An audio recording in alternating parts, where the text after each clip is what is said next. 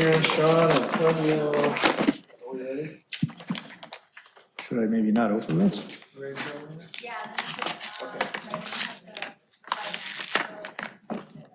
Okay. We are ready. Okay. Welcome, everyone. We are the City of Redondo Beach Planning Commission. It is Thursday, July 21st, 2022, and the time is 6:32 p.m. So I would like to call this meeting to order. May I have a roll call? Chair Gaddis? Here. Lamb? Here. Commissioner Lamb? Hensley? Here. Hazelton? Here. Goddick? Here. Boswell? Here. Barrett? Here. Okay, we will have the salute to the flag. I will ask Commissioner Godek to say the pledge for us.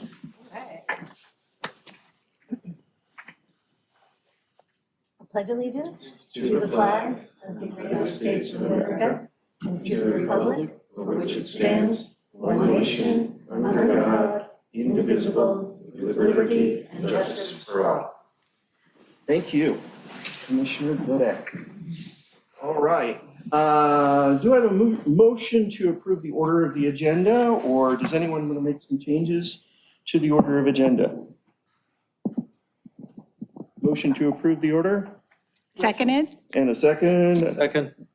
And all those in favor say aye. Aye. All those against say nay. And it is so ordered. Blue folder items. Blue folder items are additional backup material to and administrative reports and or public comments received after the printing and distribution of the agenda packet for receive and file. Do I have a motion to receive and file the blue folder items? Motion to receive and file blue folder item. And a second? Seconded. And we'll do a roll call vote. Commissioner Barron? Aye. Commissioner Boswell? Aye. Commissioner Godek? Yes. Commissioner Hensley? Yes. Commissioner Hazeltine? Yes. Commissioner Lamb? Yes. And I'm a yes as well. Now, I do want to ask a question before we move on.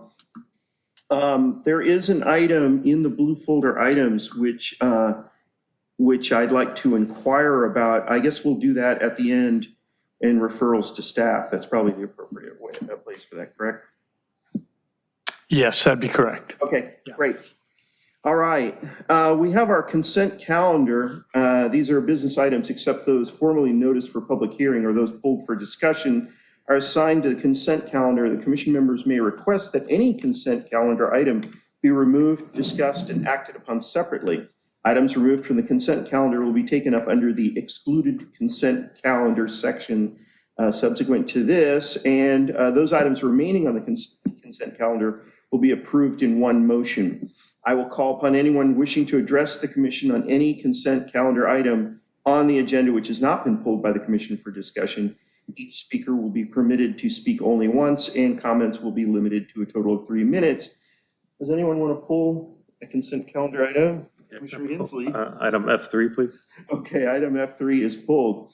So do we have any speakers on F2 or F1? No, we don't have any speakers present. We don't have any e-comments nor anyone signed up to speak on the consent calendar. Okay, do I have a motion to approve those items on the consent calendar except for F3? Motion to approve the consent calendar except for item F3. And a second? Second. All right, so Commissioner Barrett, Aye. Commissioner Boswell, Aye. Commissioner Godek, Yes. Commissioner Hensley, Yes. Commissioner Hazeltine, Yes. Commissioner Lamb, Yes. and I am a yes as well. So F3, what do we have going on with that? Thank you. Yeah, item F3 is the referrals to staff matrix. I see Director Forbes is out today, but is it okay if I ask you? Oh, yeah, absolutely, yes. Tonight's agenda is also a little light compared to some of our agendas, but we didn't get any of our agenda discussions. Is it lack of staff time this month? Is that? Yeah, currently, we're under quite a bit of strain on some projects from months before and actually years before that are all coming through the system now. So that's largely it. Okay. So if it's okay with the commissioners, I'd like to take a few minutes then and kind of run through the items, because some of them are old referrals going back over a year. So since it's agendized, I'd like to just discuss which one, like if any of these we may want to remove or not interested in. Is that okay if I take just a few minutes of the Yeah, commissioner's time? absolutely. Okay. So if everyone can pull up the referrals to staff, it's a table, F3, right? page 32, I think, of the big packet. Of the bigger package, it's page 15. Oh, okay. You can also link to it through the agenda. Yeah, you If scroll you're down. connected to the internet. That's helpful. Yeah, it is. Okay. Going and all. Or, Okay. Okay, so I'll read them out. So the first one was, we just wanted an update. Commissioners were supposed to get like email addresses and business cards. I think that one, the update is clear. The city's working on it. So maybe that one doesn't need to be on the matrix anymore. Like, Yeah, actually, the city is about to go to a whole new email address system. Oh. So that, it's in the works right now, and as part of that, all the commissions are going to have those updates. So that could be coming in the next couple months. yeah, it was just an inquiry, because this was like, when I first got on the commission, it was like, oh, you're going to get email addresses and you'll have to use your personal one. Oh, fantastic. So now 3 years later, and Yeah. it's I almost think we coming. did get an email though saying that our business cards were ready. Oh, yeah, we did get business cards. So, I didn't see that. I got, All they're right. there at the, Did- we received them. yeah, you have to go pick them up. Oh, Yeah, okay. it's All right. So it's interesting I too. haven't We just picked had them an up yet, but I update. know they're there. Getting card stock for business cards is really difficult right now. So that batch we got might be the one you have for a while. So, Okay, Okay. so if it's okay to the other commissioners, maybe that one can be removed from the matrix. I don't think we need to track it. Do I Okay, hear any objections? No. yeah, there's no process, so that's why I want to talk about it now that since it's on the agenda. The second one was the accessory structures. I think we've kind of finished our work on the accessory structures part, and it's kind of with city council, so correct. maybe that referral is all done as well. What do the other commissioners think? I'm Oh. sorry, could you say that again? Sorry. I'm sorry. That's okay. So the referral was agendized a discussion on accessory structures, and we had that discussion several times. And then we made our recommendations when city council, now they're kind of fine tuning it, and that's kind of where it sits, but our work is pretty much done. So that referral to agendize the discussion is complete. So I'd like to propose to remove that from the matrix. Yeah, makes sense. Okay. The third one is agendize a discussion for preservation of trees. I know that the city council separately is working on their own tree ordinance, but this was a referral, I think, from a previous commissioner. And so this one I'd like to pause and check. Do we still want to have a discussion on preservation of trees at some point in the future? Or is what the city council is doing? And if I may, you did have that discussion. So. Oh, on the tree ordinance, We right? have the Yes. tree people here. Yes, Yeah, yeah. and if it does turn into an ordinance that ends up in our zoning ordinance, it will come back to you. Oh, okay. Okay, so then that third one is probably done as well. Yeah, so we can take that one off? Yeah. Does anyone Yeah. have any objection to that? No. No, okay. The fourth one is agenda is a discussion on commercial and mixed use open space. I know we've talked about non-commercial and not mixed use outdoor living space and other such things, but this was specific to those zones. The comment is that talking about outdoor living space for residential, but I think I would like to still have a discussion on the commercial and mixed use part of, and we call it open space, so it's a little broader than just outdoor living space, so. we're just- Yeah, yep, keep that. I sense no objections to that. Okay. Fifth one was to agendize a discussion on the requirements for bike racks in the city. Just a little background, I think this was a referral from a previous commissioner. We have projects come up, sometimes they put in bike racks, sometimes they don't, sometimes they're required certain places, and so we want to just kind of understand what the requirements are, what's optional, what's required, so the referral was just to agendize a discussion, so I'd like to know if we'd like to keep that item. I just, If I may, Yeah, of course. the council is going to be having a discussion on this issue. And then from that discussion, if there's going to be any changes in the ordinance, it'll get referred to this body. Okay. okay. Okay. Would it be, well, okay. So we can either wait for direction from city council or we can Make a leave, recommendation to yeah. the city council? Again, the first step is just agendizing discussions. We can't talk about it if it's not agendized. So the referral in September of 2021 was to agendize the discussion. So would you like to wait for city council direction, or would you like to agendize the discussion? And this is what we refer, oh, I'm sorry. What do I do? Press the Push the button. button. It says push. push. Yeah, you have to kind of Hold hold it it down. a little. There we go. Yeah, I forgot. Yeah, There you're on, you're on. there you go. So I've spoken with several council members, and they have really appreciated the work that we have done on some of the issues. So it may be pertinent, they may be interested in having us review the bike rack issue to give recommendations, because it makes, the feedback I received was that it makes their job easier. Okay. Because we research it, we work on it, we get feedback from the public, from the residents. Okay. Yeah, I might suggest you go ahead and keep it on here, Okay. and then there'll probably be an update on it in the next month. Okay. So we can report back to you and let you know Okay. what the council has done or is about to do. So we'll just leave it alone for now? Yeah, I think that's fine. Okay, and then the last one was early this year, we had a presentation by the city attorney on the Brown Act. And then we had asked him to come back to talk about quasi judicial and ex parte type items. We had asked him to come back in April, because at the meeting, he's like, oh, I'm busy in February and March, and how about April? But it's now July and we haven't seen him back, so. Right, Well, we right. kept him up late last night at the charter review thing. Yeah.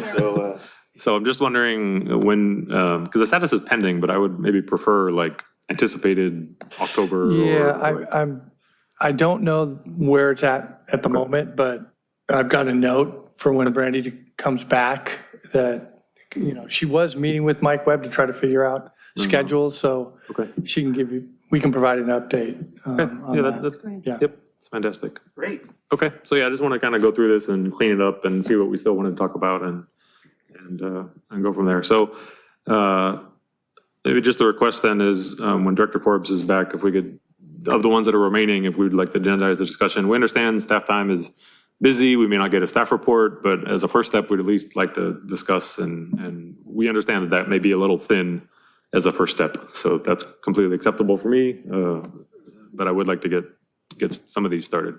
Any further comments? Okay, so I guess we should vote to receive and file that. We'll probably just do it. All in favor of receiving and filing Item F3. item F3, say aye. Aye. All those against, say no. It's unanimous. For the Carries. record, you'll need a second maker. Oh, sorry. Okay. I'll second. Okay. So we have Okay. a second. Thank you. So, Thank you very much. all right, thank you for bringing it up. That clears things up quite a bit. Now we have public participation in non-agenda items. This section is intended to provide members of the public with the opportunity to comment on any subject that does not appear on this agenda for action. This section is limited to 30 minutes. Each speaker will be afforded 3 minutes to address the commission. Each speaker will be permitted to speak only once. Written requests, if any, will be considered first under this section. Do we have any written comments? I believe in your packet, you had some and you had some blue folder to receive and file. And we do have someone on Zoom. Okay, so let's have a vote to receive and file the written comments on non-agenda items that we were sent previously. Do I have a motion? Motion to receive and file blue folder No, it's- item. Yeah, the or written comments written on comments. non-agenda items, yeah. Do we have a second? And a second. And a second, excellent. So Commissioner Barrett, Aye. Commissioner Boswell, Aye. Commissioner Godek, Yes. Commissioner Hensley, Yes. Commissioner Hazeltine, Yes. Commissioner Lamb, Yes. and I am a yes as well. Do we have any online non-agenda? We do. Holly Osborne. Holly, you can go ahead and unmute. Okay, am I unmuted? Yes, hi Holly. Okay, listen, before you start the clock, I was on a Zoom meeting earlier and nobody could hear me, and I asked to be able to dial in by phone, and when I dialed in by phone, it said I'm muted permanently. I wanted to talk on the phone. Or can you hear me clearly? It's not coming through super clear. Is there any way we can turn up the volume a little bit on that? Is there any way I can, I'm dialed in, why can't why can't you unmute my dial line? I do, you press *6 on the phone line. You are allowed to unmute. Okay, can you hear me on the phone now? Yes. Okay, let me just unmute my speak the computer. Before, there's too many things for me to press, and I'm not good at this. Hold on a second, I haven't started. Holly, turn off the computer. Okay, I'm muted on the computer, and I'm on the phone. Okay. That's a little clearer. Now you can start. Thank you. Thank you. Can you hear me? Yes. Yes. All right, okay. Turn off the sound on your computer. I did turn off the sound on my computer. I did. Let's see. Okay. God. You guys are Maybe it's confusing. speaking on TV. PhD. Okay, let me start again. Can you hear me now without any echoes? Yes. Yes. All right, let's start again. Okay, here I'm doing my stopwatch. Okay, good evening, Planning Commission, planning staff. This is Holly Osborne from North Redondo District 5. I want to provide a few facts about ADUs on multifamily housing lots and a few other facts. If you've been listening to city council meetings, you'll be familiar with some of this, but I'll be briefer. Here are your 3 fun facts. 1, on a multi-dwelling plot, the owner's allowed to develop multiple ADUs. You can get the details elsewhere, but if the apartment complex consists of a lot of units, the results are not good for North Redondo's parking problems. The owner, in some cases, can use all the existing garage spaces, all of them, to construct ADUs. I sent a picture of an apartment dwelling across from the parking lot of the North Redondo Beach Library. There were 6 units originally with at least 1 garage space per unit. When the owner adds 3 ADUs, he will have 9 total units with no garage spaces left. And the structure on the left of the picture, I hope you're looking at your picture, an ADU is made by combining 4 garages. And he will be sending all of those tenants' cars packing. Next time you are in North Redondo in the evening and trying to find a parking space in the library lot, where there are only 30 spaces, you will know where to cast your frustration. Now, here's my fun fact 2. There are 2 bills before the legislature that are working their way through. One is AB 2251 on urban forestry. This requires us to achieve a plan of 10% increase of tree canopy in urban areas by 2035, a 10% increase. And then the other bill is SB 1425. It's an open space element. And so we have to document where we have open spaces and comply with climate change and making things cooler and all that good stuff. And I perceive there may be a conflict between the staffer who has to write the open space element and the one who has to write the housing element, because we are part poor. But may the open space staffer prevail. Okay, and now here's my 3rd item.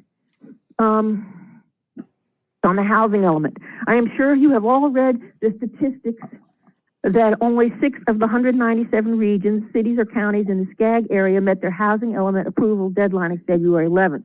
The cities that have not gotten approval yet have been subject to disparaging remarks by certain newspaper columnists. These remarks are unjustified. I have kept track of the housing element pass rate in the table below, which I hope you're looking at, where I have compiled statistics on population density. What a surprise! The 6 cities that met the original deadline and the 15 total cities that met it by June 11th are all the lower density cities in the SCAG area. Redondo is at a density over 12,000 per square mile, is one of the 25 denser regions in the SCAG area.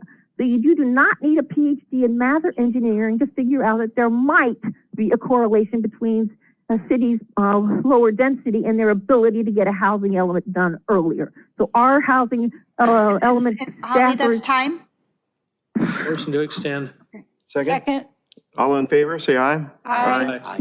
All against, Oh, say did you no. hear me swear? I'm sorry to Yes. swear. You've been extended, Holly. You've been extended. Yes, Go ahead. okay. So anyway, I think our staffers did a Herculean job. It's more like a Sisyphean job, but that when they're working on their housing element. And anyway, please sign the zoning initiative when it comes back so we don't have to have Sacramento cluelessly telling us how to zone. Thank you. Okay. Okay, bye. Thank you, Holly. Okay, and there's no e-comments on non-agenda items, so I believe that concludes those set of comments. Okay, great. So I have a question. Okay. So Holly sent a lot of pictures. Weren't we able to display those? Oh, Pictures of that apartment building she was talking about? To see those garages? She sent them in her email. Would that be something we'd bring up under referrals to staff later on? Would that be what, showing? The issue she brought up about all those garages being converted into ADUs. Oh, certainly. Yeah, we don't present items from members of the public. Or it'd be On similar to like if she handed something out here to the group. I mean, it wouldn't broadcast. Right, but separately, we could bring it up as an issue? Yeah, Okay. you can. That would be the thing to do. And at the end of the meeting, when we do referrals to staff. You know, what I'm asking about, so is just procedural. You would not display graphics and pictures sent by people making these comments, Correct. ever. Correct. But if they were here and they handed them out, that would be okay. Well, they wouldn't display though. Like, right, you would have individual. But they the could individual- give them to us and we could look at them. Okay. All right, just so I know in Yeah, the but I future. believe you had them digitally, correct? As Right, part of but it? I don't have them showing here because I was assuming they'd be on the screen up there. And I wanted to listen to what she was saying rather than hunt for that. So now I know. Okay. Yeah, we treat them exactly the same way we do if you come and hand it for a receive and file. It's only for the dais. yeah. And so if it's electronic through Zoom, it's handled the same way. I don't even want to ask why, but go ahead. That's fine. Let's move on. Some sort of procedural element that was decided upon. Okay, Censorship. we've already received and filed the written comments on non-agenda items. So we're on to ex parte communication. This section is intended to follow intended to allow all officials the opportunity to reveal any disclosure or ex parte communication. We'll start with Commissioner Barrett. Sure. I've had ex parte communications with Chair Gaddis as well as city staff. Commissioner Boswell. We're talking about both projects? Yes, both So public I've hearings. had ex parte communication with Antonio and Holly Osborne and a local city resident. Okay. Commissioner Godek. None. None.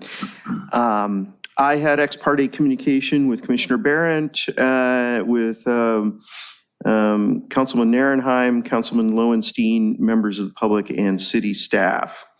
Commissioner Hazeltine. I spoke with Commissioner Lamb and people, public. Commissioner Hensley. Item J1, I spoke with staff and members of the public, and none for item J2. All right, and Commissioner Lamb. For J1 and J2, I spoke with senior planner, actually communicated with senior planner Gardia, council member Niels Nierenheim, Commissioner Hazeltine, and that's it. Hey, thank you. We are now going to move on to the public hearings. And we need to open the public hearing. So I have a motion to open public hearing of J1. Motion to open public hearing of J1. And second? Second? Second, Commissioner Barrett.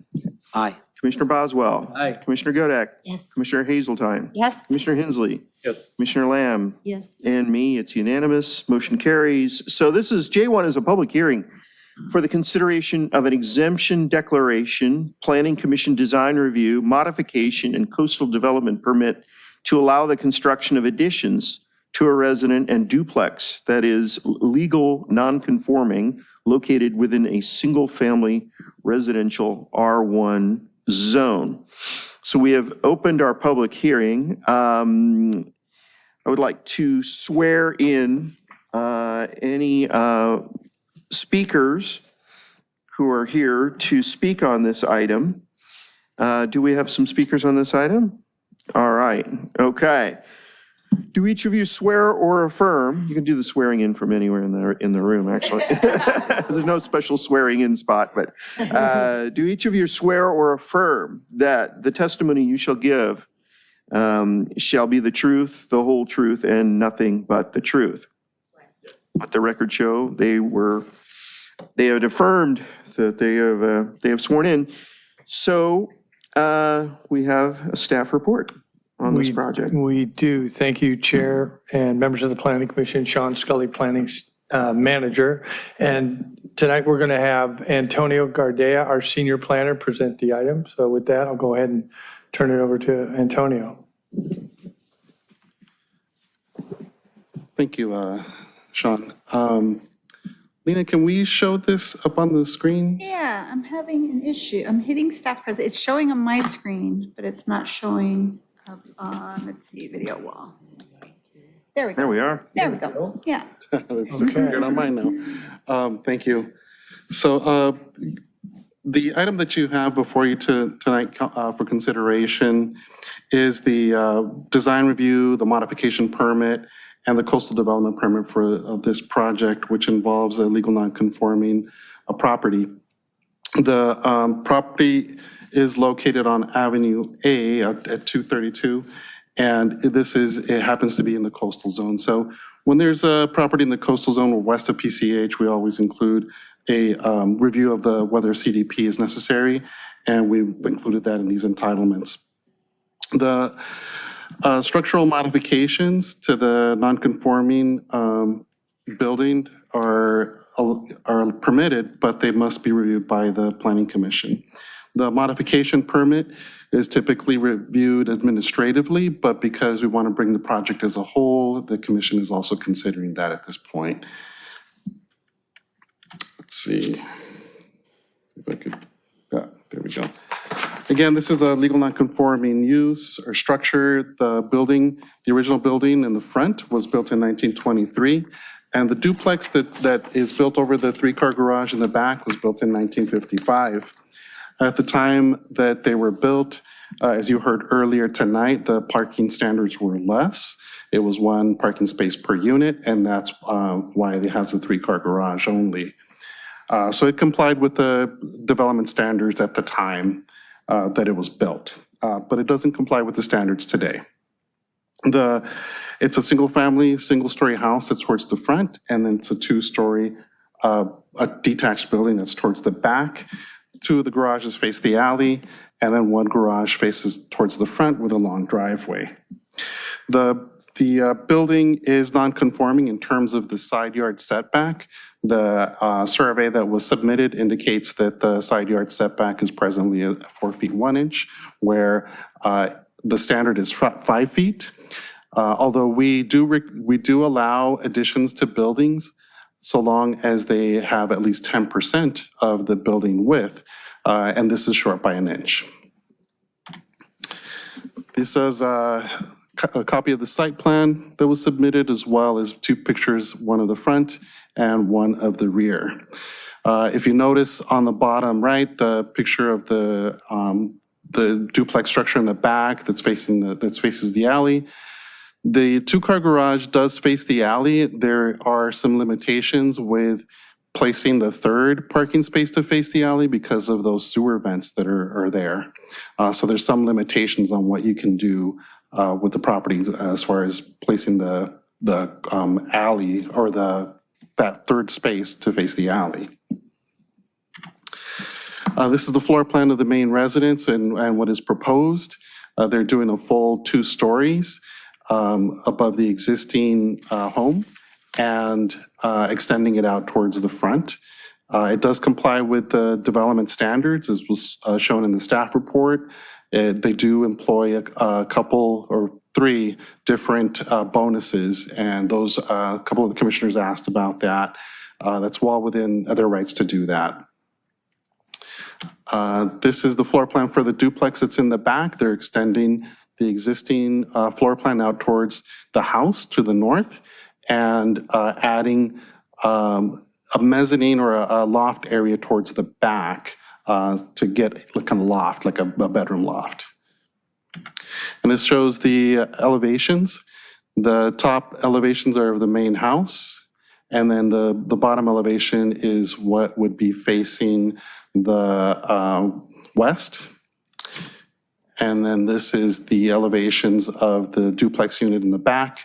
As you can tell, there's a new gable that would be facing the alley on the second floor, and that's how they can accomplish to get the loft in there.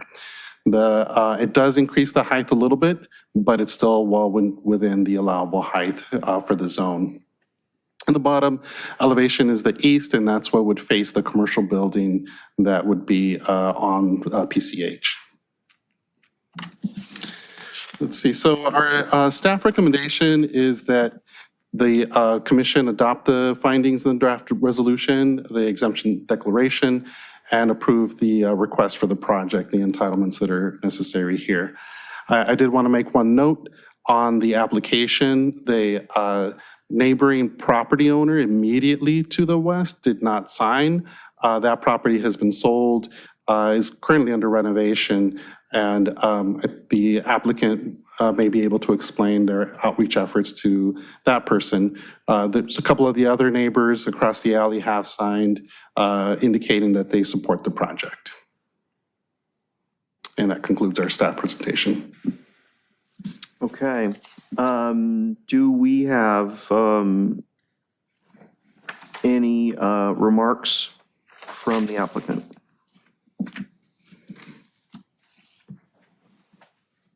Hello. It is not on right now. If you could press the button that says push. Oh, there we go. Okay.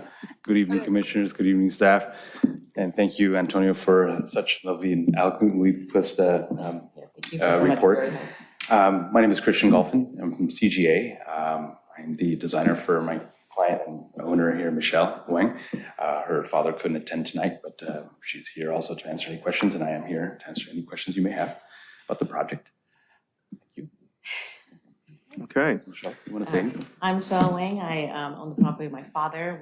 I grew up here. We bought it actually almost a year ago on July 23rd last year. And we've been working with Antonio, and we're super grateful that he's been helping with us with everything. We're trying to be really respectful of this area. I grew up here. I went to West High. I surfed at Redondo, went to swam at Merritt Costa. And my mom passed away in 2005, which made us move to UCLA where my father's working. He's since retired, and we've moved into Palos Verdes. But this house is hopefully going to be in our family for the long run. And because I have no children and we don't plan to have children, I have been dedicated by my friends and my family to kind of take care of our parents as they get older. So the idea is that they would live in the back houses and rent them from us, and I'd be taking care of them until right now they're about 80. So we're hoping that they don't move in there sooner than later, but that's the idea, and we're hoping to keep this in our family and our friends as well. Okay. Do we have any questions from any of the commissioners? Okay. Commissioner Lamb. Thank you. Can you explain or describe the mezzanine? Yes. So in efforts to make the unit more desirable and rentable, the existing units, I don't know if you've seen the existing floor plan of the rear units. It's a single one bedroom, really tight. And the living area and kitchen, so to speak, is really, really, really tight. So the only way we could make that bedroom work is to just go up and make it a little bit more aesthetically pleasing from the street, from the alley, while still not creating so much mass, because I know there's a lot of buildings out there that just go straight up to all four corners and makes it look a little bit too massy. But we made an attempt to try to soften it up and have that same character line with the front house. And so that was the effort that we had made. And Michelle really wanted to have that, not lose the bedroom, but kind of amplify the living area. So that was the only way without having to go too far forward to the north. And that was the only real way we could achieve that. Right, so is the, thank you for the explanation. Is the mezzanine open to the ground floor? Yes, it is open to below. Okay, The roof itself that you see on the elevation is going to be vaulted. So in the area where the open to below, you see it's basically open to below, which kind of has to be in order for us to qualify for the mezzanine. I can speak to that if you don't mind. One other note is I've been living in those apartments and it's really loud because it's right, LBJ's and El Burrito Jr. is right behind, that's my backyard, which I love, by the way. But because it's so noisy, we thought about putting the kitchen downstairs to kind of buffer that sound. And then so that when you're sleeping, it's not as loud. Living there in the last year, for some reason, there's people from LBJ's and El Burrito Jr. like cutting the tree at like 2 a.m. that's like leveled to the bedrooms right now. I can literally look out the window and see people looking in my window from the tree. Like they have their kind of like hangout area there. And like, I think people just hang out there at night, which I've called the cops a couple times, but I just kind of didn't want them to be able to like look in the window from climbing that tree. It sounds really weird, but just living there for a year, kind of, we came up with this idea to kind of mitigate that issue. right. And the bath remains downstairs, is that correct? Yes. Yes. By the way, I think it's a wonderful idea to upgrade the house in the manner that you have decided to do.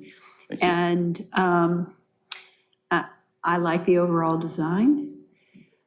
And I have another question about the duplex.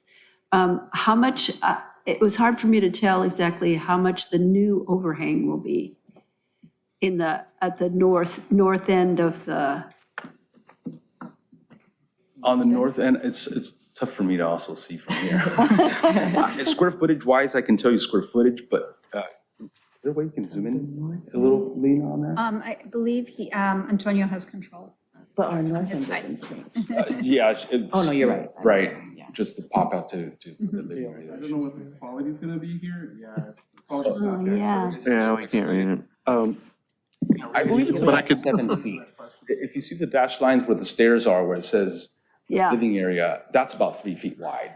And you've got that other buffer area, so I would say about 7 feet. you're going to add 7 feet. Right, And then you'll have blank space underneath that, correct. correct? Yeah, Yes. okay. Commissioner Lamb, so the drawings reflect that it's 6 feet 10 inches overhang. So it's about, like Christian mentioned, it's about 7 feet overhang 7 feet overhang, okay, forward. okay. Are you planning anything for underneath that?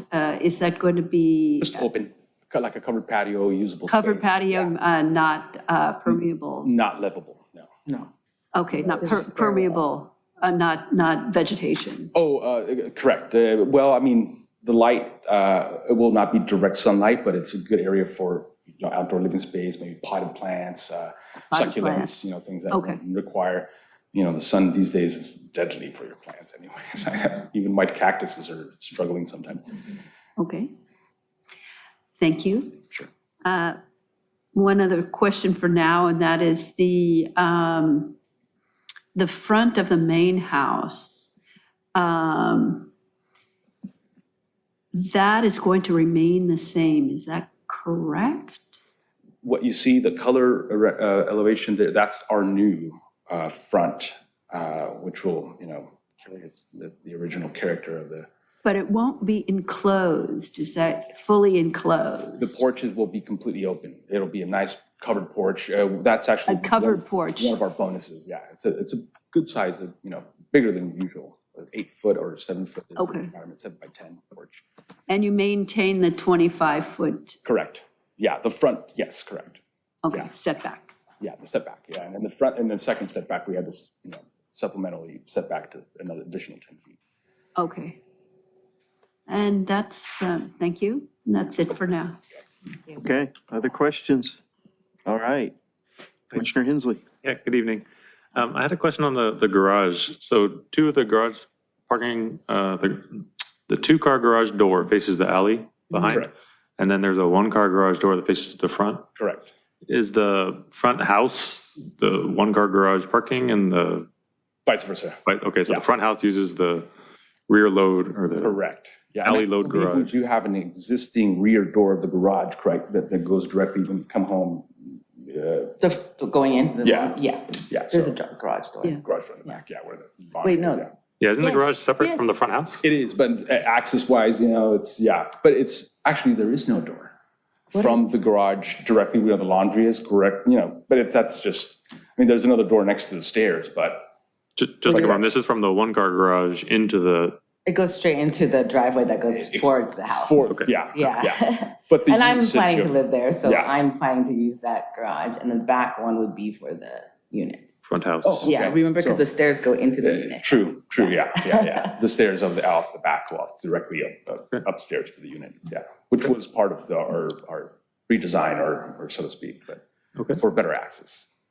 And one more question, in the proposed design, between the front house and the back units, what is that space in between? Is it driveway to turn around, or is it It's gonna be intended a to? garden. There's a driveway that, oh, you mean in between? So the driveway is straight into the 1-car garage? And then there'll be like a garden in the middle, so we Off to the kind of side. grow plants and Okay. things like that, and probably like a little outside little movie theater.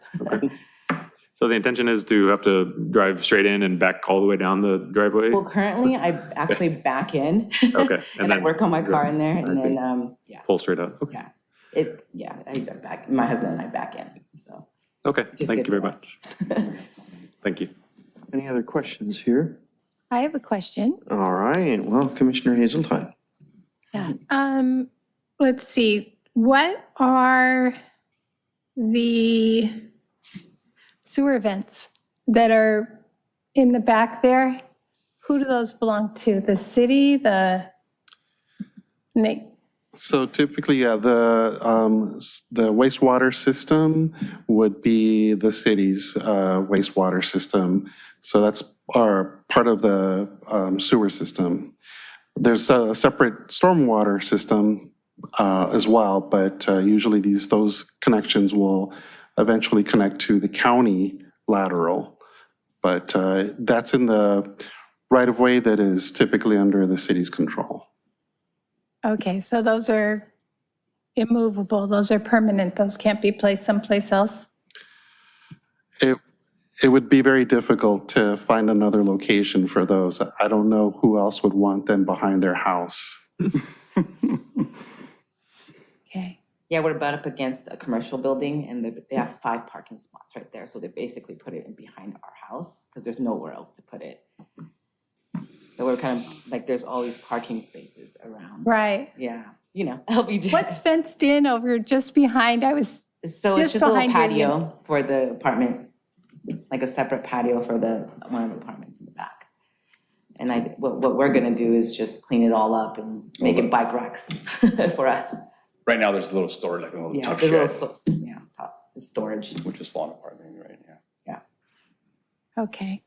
Okay, I have a question. So can we see the rear elevation again of the new construction? Yeah, there we go. Okay, so the rear units have it looks like a single gabled window to the front. So one of the units has a front window and the other one, a second-story front window, and the other one doesn't? So they're not identical, the two units? Yes and no. The only reason why we placed the front-facing north, on the north elevation, that's one small gable, for 2 reasons. For, more aesthetically pleasing view from the north, to match, the front of the house. And if you look at the floor plan, the way the stairs are and the access to the loft creates a little bit more headroom on that area. Okay, Yeah, so it's sort of, kind of a dual purpose. okay. Could you pull up the plan of looking down onto the plan, the floor plan? Yeah. Okay, so the proposed, let's see, second floor plan. So the first floor, I guess I'm a little confused. I see, is that a stairway? So we've got the two-car garage, right? That stairway comes up from the two-car garage? Correct. And then where does that stairway, so that comes up into that one unit? Correct. Okay, so the other unit, where do they, They have to walk around. So basically, the stairs are flipped. It's because of the axis of unit, on the right unit, westerly unit, where it starts going up from the garage, it starts going north up, stacks, and then on the first floor, you're going south. So then that's why we also needed that portion of the landing to create the gable, to give your headroom as you come down. okay, so the two cars come in the garage, the person presumably in the car on the right goes in through that door right by the word storage. Correct. And then goes up the stairs to that unit. Right. And they're in their unit. Where does the other person exit the garage? Through that same door off the back, Uh-huh. around, and up the stairs in the front. Okay, by around, do they go toward the house and out a door or away from the house and around a door? Around the alley, west side, or. Okay, so they go east through a doorway Correct. toward the alley. And then south. And then they go around the house toward the west and then north. Correct. Okay. They actually go walk out. So when you're walking out, it goes southbound, and then you can go Turn west, right? and then you turn it's just north. like a little Yeah, so they go around, Yeah, and they go up the basically. stairs. Yeah, because there was just not enough room for two stairs. Yeah. Yeah, we Okay. can consider doing a small, another access on the west side of the garage there for that person to just go right out. We'll have to take a look at Yeah, what the there's structural two security proposal- gates Yeah. there, so maybe it's a good idea to have another door Right. for them to walk interior Right. versus walk in the alley. Okay, another question. Senior Planner Guardia, there didn't appear, or I couldn't find any mention in the staff report that was submitted to us of that there was possibly an increase in the number of bedrooms in this project. We had a description that said 4-bedroom house, but that's the house after the renovation. All I could do was look very closely at the architectural layout of the current house to determine that there are possibly 2 bedrooms in the current construction, or 2 bedrooms in an office, or 3 bedrooms. It was never stated in the staff report. Did you intend that the staff report would say where this renovation was going to increase the number of bedrooms in the main house, or does it not increase the number of bedrooms? I'm sure the designer could answer that question. I'm sure it increases the number of bedrooms, so that's without a doubt. Okay, from what number to what number? I believe by one, but. We bought a 3-bedroom. We bought a 3-bedroom, 2-bath, and it's increasing it by 1. And since the home was, pre-1940, bedrooms were tiny. Yeah, can we One go bedroom. to the current layout, floor plan layout? I did not put that in my presentation. Oh, you didn't? I believe we do have it on Agenda the pack. very on the first copy. where the Yeah, site plan- it's in the agenda pack, but I think upon looking at that, you see that one of the bedrooms is not really a bedroom because it doesn't have a closet. It's tiny, yes. Yeah. Considered a So bedroom. in order was to like officially be a bedroom, I think built in you have to have a 1926 closet, consider right? it. So, Yeah. but it was sort of labeled office, I think. In the back? Office. Yeah, it's Right. labeled, is Yeah, that it's what we're labeled talking about, office. the thing labeled About a office? 3-bedroom. The one all the way in the back. Technically, Yeah. in the sale or In the sale, it's title, three- it says three-bedroom. 3-bedroom, but like you said, the closets were tiny. I mean, I believe it's There's just no kind of like a closet. built-in. There's no closet in there. The original owner It's said he- really tiny. Yeah, the original Yeah. owner said he actually grew up in that room. Okay, Yeah. all right. And on the plan, it's labeled office. But so just as a matter of sort of thing, I think if we're going, anytime a project is going to increase the number of bedrooms, I think I'd like that stated explicitly, because I think that, it just seems relevant. And in this one, it's 1 or 2. We're not really sure. It would be 1, yeah. So, because downstairs we have no bedrooms anymore, so yeah. Right, okay. Sorry. All right, those are all my questions. Any other questions? Oh, there we go. Commissioner Boswell, Okay, start the clock. starting the clock. So, sorry if I ask questions that have already been asked, because I've had a difficult time understanding you in a number of responses that you've had. So for the duplex, there's no living space on the ground floor. It's all garage and a laundry? Correct. Okay. On the very ground floor, yes. On the very. And apparently the person who would be occupying the east duplex would have a stairway from their garage up to their unit. Yes. The explanation of what happens with the other tenant completely lost me. It sounded like they'd wind up on the beach right. before they got to their house. So So if I understand it, do they not have a direct access from the garage? They have to go around to the front and go up the front stairs? So yes, so the way it's designed currently is that there's an empty space and it was only, it only allowed us to have one stairwell, right? Like it was only, we could only do one set of Only had stairs room in for that one space. stairwell. I understand. So then we that. would, now I'm thinking we should actually add a door to the west side so they can just walk out the garage and straight up the stairs. Correct. Yeah. Straight up which stairs? So there's a set of stairs going into the second apartment that are on the exterior as a balcony. That are on the front side? Yeah, Okay, facing so the the front side house. steps are Yes. for the west tenant. Yes. The interior steps are for the For the east east tenant. side. Correct. Okay, so that's a one-sentence explanation. I love it. Yeah. And you were saying earlier that you're going to live in the house In the front house, with yes. your husband, I guess, and Yes. kids and No kids. We've been Dogs. dedicated to take care of our elderly somehow.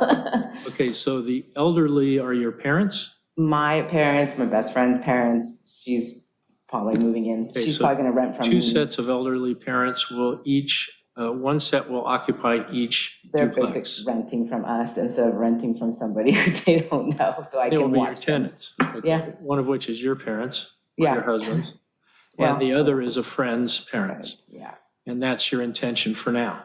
for now. And I mean, they're not gonna move in right away, so I would rent it and like kind of, I'm hoping to just rent it for a year. My dad's already 80 this year, so I'm hoping to move him in with me if he will come.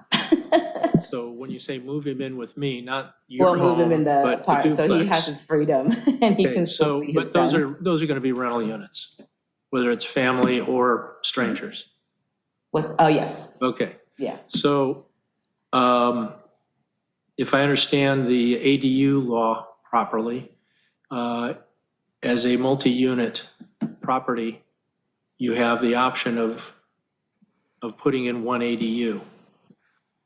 And if you were to convert the two duplex garages to one ADU, you would now get another tenant paying your rent. But there would only be the one car garage that you park in. So that would put everybody else out on the street in a fairly tight parking neighborhood. What are your thoughts and intentions on eventually taking advantage of that law to increase the number of rental units you have?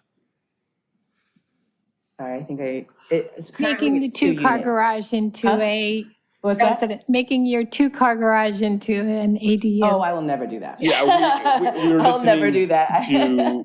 to Holly and what she was saying Yeah. regarding the apartment building, and we were over there shaking We're our like, head. because why? it's You know, nuts. I will never do Why that. is because you would have more income. So No, it's but an that's- easy question to yeah. answer, why? The question is, you're telling me and everybody here, you are never, I'll under sign any a paper, though, circumstances, but going yeah. to do that, I will never do that. okay? I'm a part I of the could tell community. I you love so this many community. stories about people who said that and then went and did it anyway. Yeah, no, I understand. So I appreciate that that's your intention Yeah. now, and I assume that's honest. So would you have any problem with signing off the right to create an ADU on that No property problem. to get approval? Happy to sign it. Excellent. Okay. Covenant. Assuming it's legal. He just asked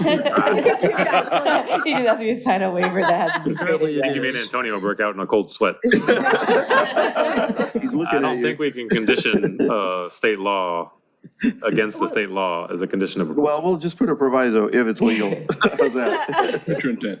Happy to sign it. Well, it's already 3 units on an All R1, right. so. Is that it? So as I've been advised, that is legal. However, maybe I was not advised properly. So, but my concern is like in a lot of these reviews that we do is, you're expanding the property, the livable and usable part of the property, but it is rental property. And what we're seeing with rental properties in the city right now is an owner's much more interested in collecting more rent than the grief that the tenants will have as they circle the neighborhood endlessly, thinking that someone's going to pull out and I'm going to get a chance to park within a mile of my house. So we're very concerned about that because that's such a quality of life issue for Redondo Beach. And of course, you grew up in the South Bay. I'm sure that's near and dear to your heart as well. And I also, That's my concern. And if you are happy to give that up, that's great. Okay. I also own another duplex on Ward in Torrance, and we've had that since 2015, and we have 4-car garage there. It's still a garage. But now that the law is there and you have the right to convert that, is that a multifamily property? We're at 6 minutes, Commissioner Boswell. I'm going for the record. It's a duplex, and I have Record's a 45, so you got that done. in the back too, so. All right, I better yield the floor. Okay. It falls out from under me. Ring the bell. Any other That's okay. questions? I have a question. All right, Commissioner Hazeltine. What is the required outdoor living space for a 3-unit on R1, which is really a weird thing to say, but what is the required outdoor living space? Commissioner Hazelton, I'd have to go back and take a look at the original requirements for outdoor open space. I don't think there were when this property was developed. Presently, if this were zoned as R2 or R3, the outdoor living space would be 350 square feet per unit. Because it's R1, it's 800 square feet that's required. But there's 3 units. Yeah, but you have to remember that being an R1 property, if, again, going back to that ADU conversation, if these were ADUs, we couldn't impose the outdoor living space requirements or the parking requirements or any other requirements that would prevent them from developing the units as ADUs. But there would only be 1 ADU allowed on No, there would that be- property, not 2. Well, there would be 2. 2 are allowed by state law. But again, going back, it's 800 square feet is the requirement for the outdoor living space. So in the 800 square feet, it's not the little place that is west of the driveway only? It's what, the front yard you're counting? No, the front yard does not count. Okay, so how are you getting 800 square feet? It's that space in between, well, typically it would be the rear yard on a single-family house. And usually it's actually much more than 800 square feet because of the required rear setback. Because in most cases nowadays, people will want their garages in the front. And they want to be able to drive right in. They don't want a garage in the back because it takes up a lot of space with the paving and the driveway and all of that stuff. And you don't have direct access from your garage into your house.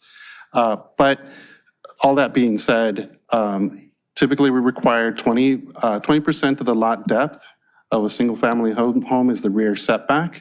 That's usually like 30 feet. So it's the 30 by 40 or 30 by 50, depending on whatever the width of the lot is. So you end up with like 1,200 to 1,500 square feet of open space. Right, I kind of took the wind out of my sails a little bit about the sewer vents, that being the reason the 3rd-car garage can't open up into the alley. So that kind of makes sense to me now, because remember we did discuss and move forward the idea that we weren't going to allow the driveways in the front on the avenues.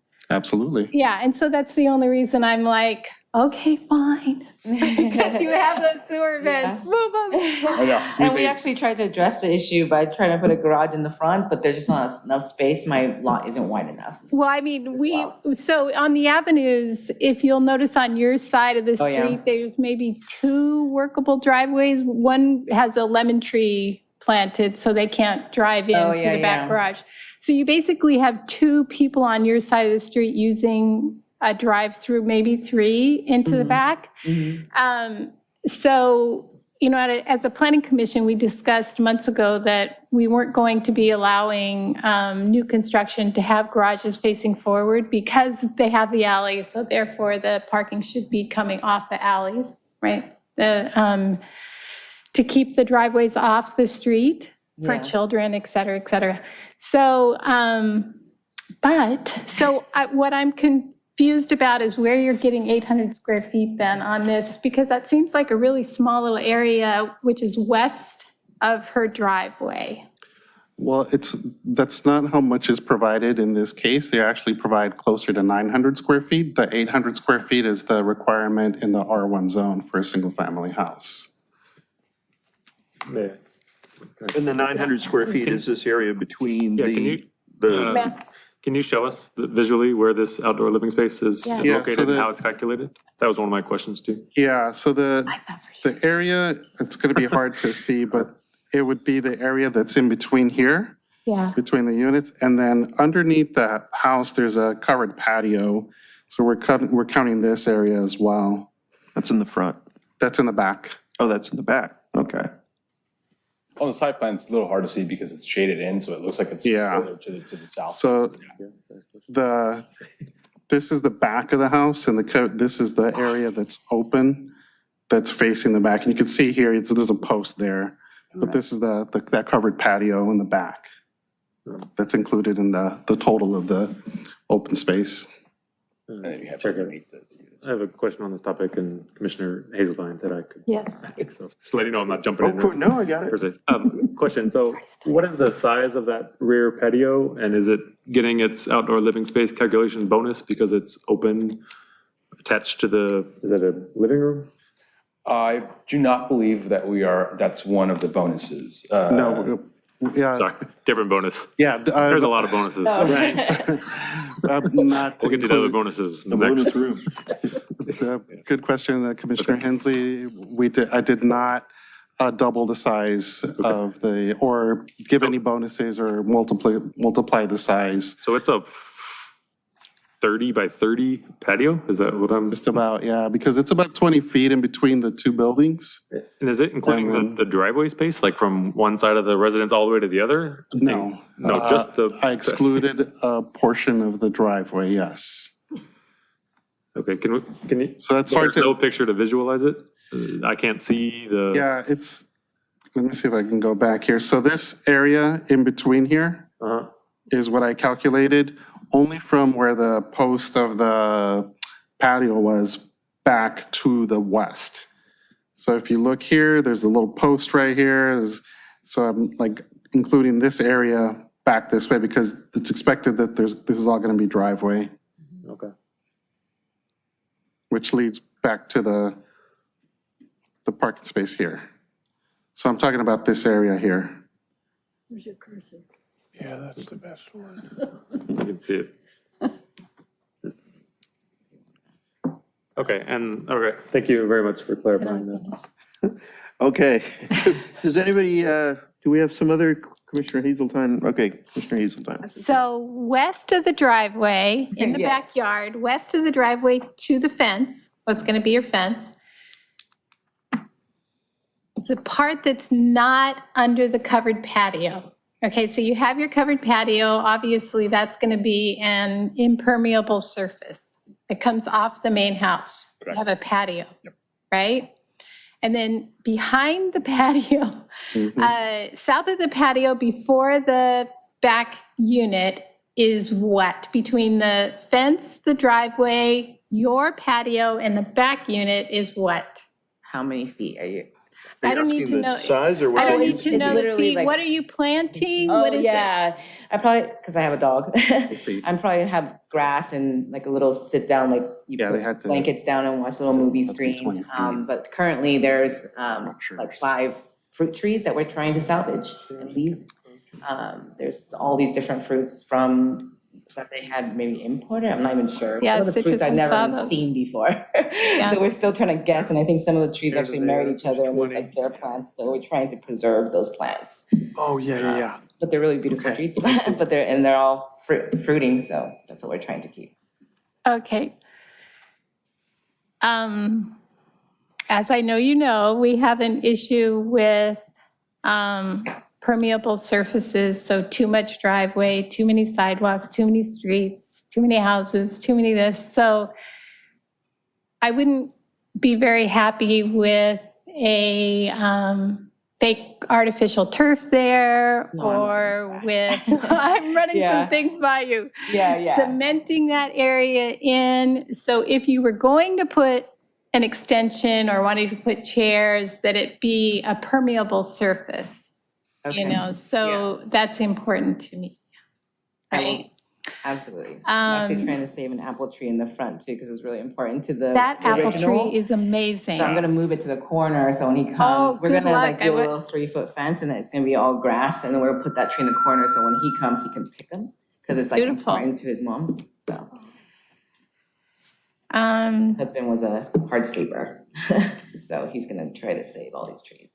So then there's the question, can we add that in there, that that's going to remain a permeable surface? Absolutely. Yes. Okay. All, the entire area between the. Between the driveway, the fence, your back patio, and whatever walkway might be required for the tenants below, that area remain a garden. Yeah. Ideally with natives and fruit Absolutely. trees. Yeah. We are big. Thank you. We plant everything. I mean, too bad that the front yard's not considered, but that also will be a nice usable area because of our covered porch, and people are gonna totally. Okay, yeah. don't yell at me if I run up and pick one of those apples. Oh my gosh, I've please already come. looked at the size of Hopefully them. when I I'm done think they're remodel, I was gonna actually bring the community together and come check it out, because I'm big in ocean conservation, and I work with Okay. ocean conservation, like all conservation people and film. So we're gonna do like solar panels and a very, high tech kind of like water saving, like all the gray water will go somewhere, and yeah. Okay, great. Yeah. Thank you. Thank you. Thank you, Commissioner Hazeltine. Do we have any other questions? Not for the applicant. Oh, not for the applicant. Do we have any public questions or comments? So there is there anyone if there's anyone on Zoom, raise your hand that would like to speak on J1. In the meantime, let me check the e-comments. There's no new e-comments for J1. And there's no raised hands on Zoom, so I don't believe we have any. Okay. Is there any reason why we shouldn't close the public hearing and deliberate? Yeah, I have more questions for staff. but Okay. None for the applicant. Here we go. So maybe we can. Okay. Anyone else have questions for the applicant? Okay, thank you. Thank you. Thank you so much, appreciate it. Okay, I have a couple questions when I was reviewing the staff report. This project has to conform with the R1 zoning requirements, right? Even though it's technically 3 units, because it's zoned as R1? That's correct.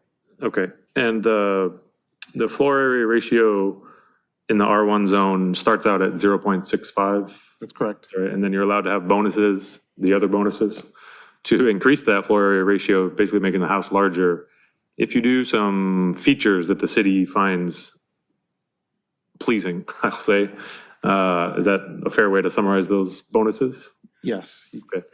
So for this project, I saw in the staff report that the floor area ratio is 0.75, is that correct? That's correct. Okay, so I presume then there's bonuses in there to allow them to have more floor area ratio and build larger. So what are those bonuses that this project has? Because I didn't see it in the staff report called out. So the bonuses are, there's the alley at the rear, the 8-foot second floor setback on one side, the covered porch, which is a minimum of 7 by 10. And then there's another bonus that they didn't take, which would be the 30% permeable surface in the front.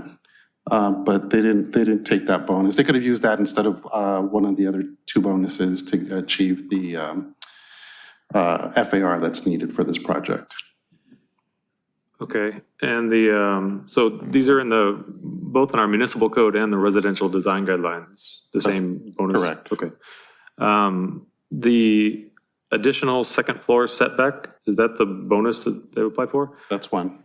Okay, so I'm reading that bonus and it says an 8-foot second floor side setback for a cumulative length of 15 feet of the second story along the side property line. That's long. Can you show me where that is on the project, where the 8-foot second floor side setback along the side property line is? So, yeah, so on the driveway side, on the site plan, you can see it's 8 feet 1 along the side here. And is that the first floor side setback or the second floor side setback? That is a second floor. There's a little pop-out that is allowed, and that is this little, like, bathroom, the bathtub pop-out that encroaches into that setback. But you need at least 15 feet cumulative, and it's almost the entire length. Okay. Can I see the front image, if you would, of the proposal? Yeah. So the second floor is 8 feet from the east side of the property? That's correct. So what would the first floor, do we know what that, I assume for the driveway, right? Yeah. Right, it's like 12 feet or something like that. Okay. And does this driveway meet the driveway requirements, whatever that width is? The minimum width is 9 feet. Okay. Okay, and then the other bonus that they're receiving is the rear or alley loaded garage? Yes. Okay, and in the notes of the floor area ratio bonus, it says that where there is an alley, the garage must face the alley. Right. So if I understood correctly, this project that half or 2/3 of the garage faces the alley, but 1/3 of the garage faces the front. Yes. But the bonus is awarded because part of it faces the rear alley? Yeah, it's impractical, impossible to have the third space or the third garage face the alley because of the sewer vents. Okay. So if they have to face the front because of the sewer vents, then would they not be applicable for that rear or alley loaded It would garage? still be applicable. Okay. Okay. And the last bonus was which one?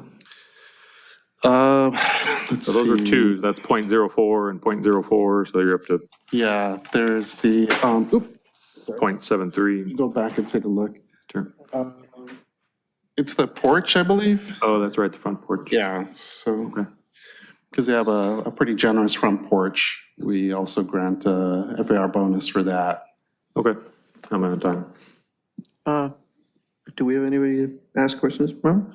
Okay. Mr. Welch, actually, you're not out of time. You Oh, still okay. have time. I'll take his time. All right, let me. Go ahead. finish. Okay, if the project doesn't get the floor area ratio bonus for the rear or alley loaded garage, you said there was another one that they could use but didn't? Right, that's Which one was that? the greater than 30% pervious surface in the front. Front yards with less than Front 30% yard. coverage? Right. Okay, so So that one's 0.02 instead of 0.04, is that, Yes, okay, it's 0.02. okay. Got Okay, half bonus. bonus, okay. All right, thank you very much for explaining that. All of these, there are a lot of these that are very easy to accomplish. Yep. And so there's some of them that I think are more preferred, like the second story 8-foot setback that gives you more kind of bang for the buck design wise. But a lot of projects can easily comply with the 30% impervious surface in the front. It's not uncommon to see that. And a lot of projects comply with the additional second story rear setback as well.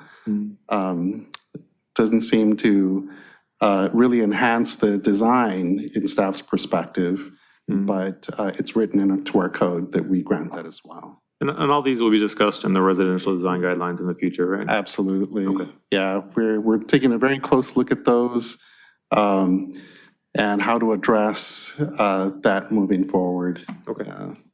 Thank you very much for the great explanation of a very complicated bonus structure. It's, Mr. Boswell.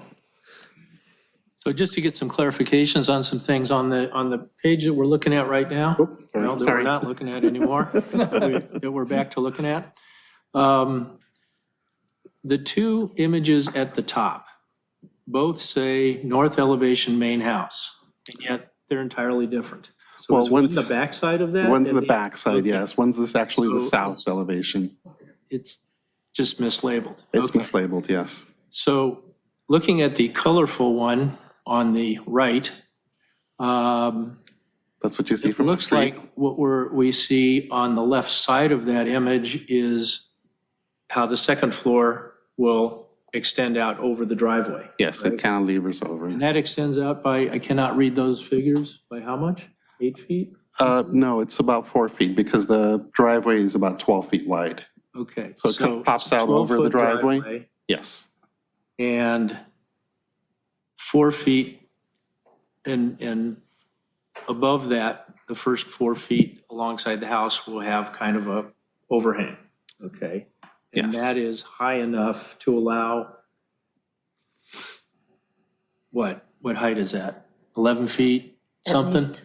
Yes. It says 11 feet something? Okay. Right. So has that been evaluated by the fire department for getting equipment back there, or is But there? the fire department would not take equipment back there. All right, well, they're not They gonna drive a would not truck do back that. there, obviously, but, No. To get access, they would do it from either from the alley or from the street. okay. They're not gonna pull onto the And there's site. no other reason for a vehicle that would be more than 11 feet tall, like an Amazon delivery truck, to. UPS get truck, back there? no, I don't think Okay, so. They so, would just so park out on the there's really sidewalk. no problem with this extension of the second floor doesn't create any problems at all. No, our minimum clearance is 7 feet 4 inches, so this is well above that. Okay. All right, so I'm good. All right, thank you. All right, thank you, Commissioner Boswell. Any other questions? There we go. Commissioner Lamb. Yes. Question number 1. This project is located in the coastal zone and is subject to the parking regulations of the coastal land use plan. So, and that's code 10-5.1708. The project does not comply with this standard. So I'm wondering what findings you found that allows for those parking regulations to be overridden. Well, Commissioner Lamb, that's why we have the legal non-conforming provisions in the code that whenever there's structural alterations to a non-conforming property, they have to come back to the Planning Commission for review. And so this is it allows for modest additions and alterations to legal non-conforming buildings. That's the provision that's in the coastal land use implementation for the CDP. So That's written into that's why we have that specifically written into the coastal zoning ordinance, for lack of a better way to explain it. So I'm not quite sure that I understand, but it sounds like because it's non-conforming, that in and of itself allows for the regulations to be overridden. There's specific findings you have to make and specific things that we have to take a look at under the legal non-conforming provisions of the code, and one of them is parking. And it says that you don't exacerbate the parking situation. So in that case, we would be looking at something like, well, can they somehow legally provide another parking space or compliant parking spaces on site? Because of the narrowness of the property, there's no way to add more parking that would comply with code. So we're kind of stuck with what we've got. Right. There are other locations on the property that one would consider as informal parking, not formal parking. Is that correct? That's correct. Yes, like the driveway. As well as in the back. In walking the alley, I noticed that, take for example, where the fence is in the back. Right.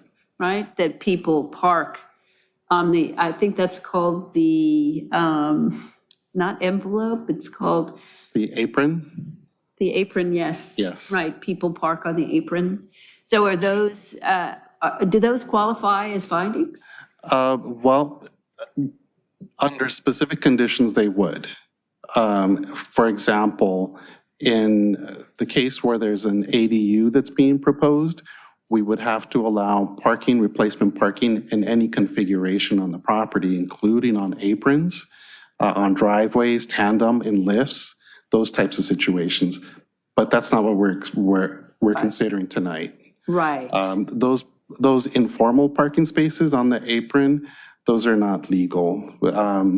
In many cases, we actually have cars overhang into the alley, into the public right-of-way. Sure. So it's preferable that not to park on the apron. And not to use that as a finding. Right. Okay. So would a finding be that the fact that it's renovating an old property, Right. right, does outweigh the potential for denying the project, right? Because it doesn't meet the code. That's correct. There's actually policies in the LCP that talk about preserving the existing housing stock. In fact, there's actually specific policy that talks about not allowing condominialization of apartments and those types of things. So to try and keep the units affordable, because there's a recognition that properties in the coastal area are a little bit more expensive. So keeping the apartments and keeping them in the same relative size is important. And so, yeah, that's a consideration. But when we talk about parking and access, in the coastal zone in particular, we're talking about the removal of on-street parking. And so we don't want to do something that's going to be detrimental in that way, that's going to hinder access to the shoreline or the beach or the harbor area. So that's really policy-wise what we're looking at as far as parking and not allowing new curb cuts and those types of things. Right.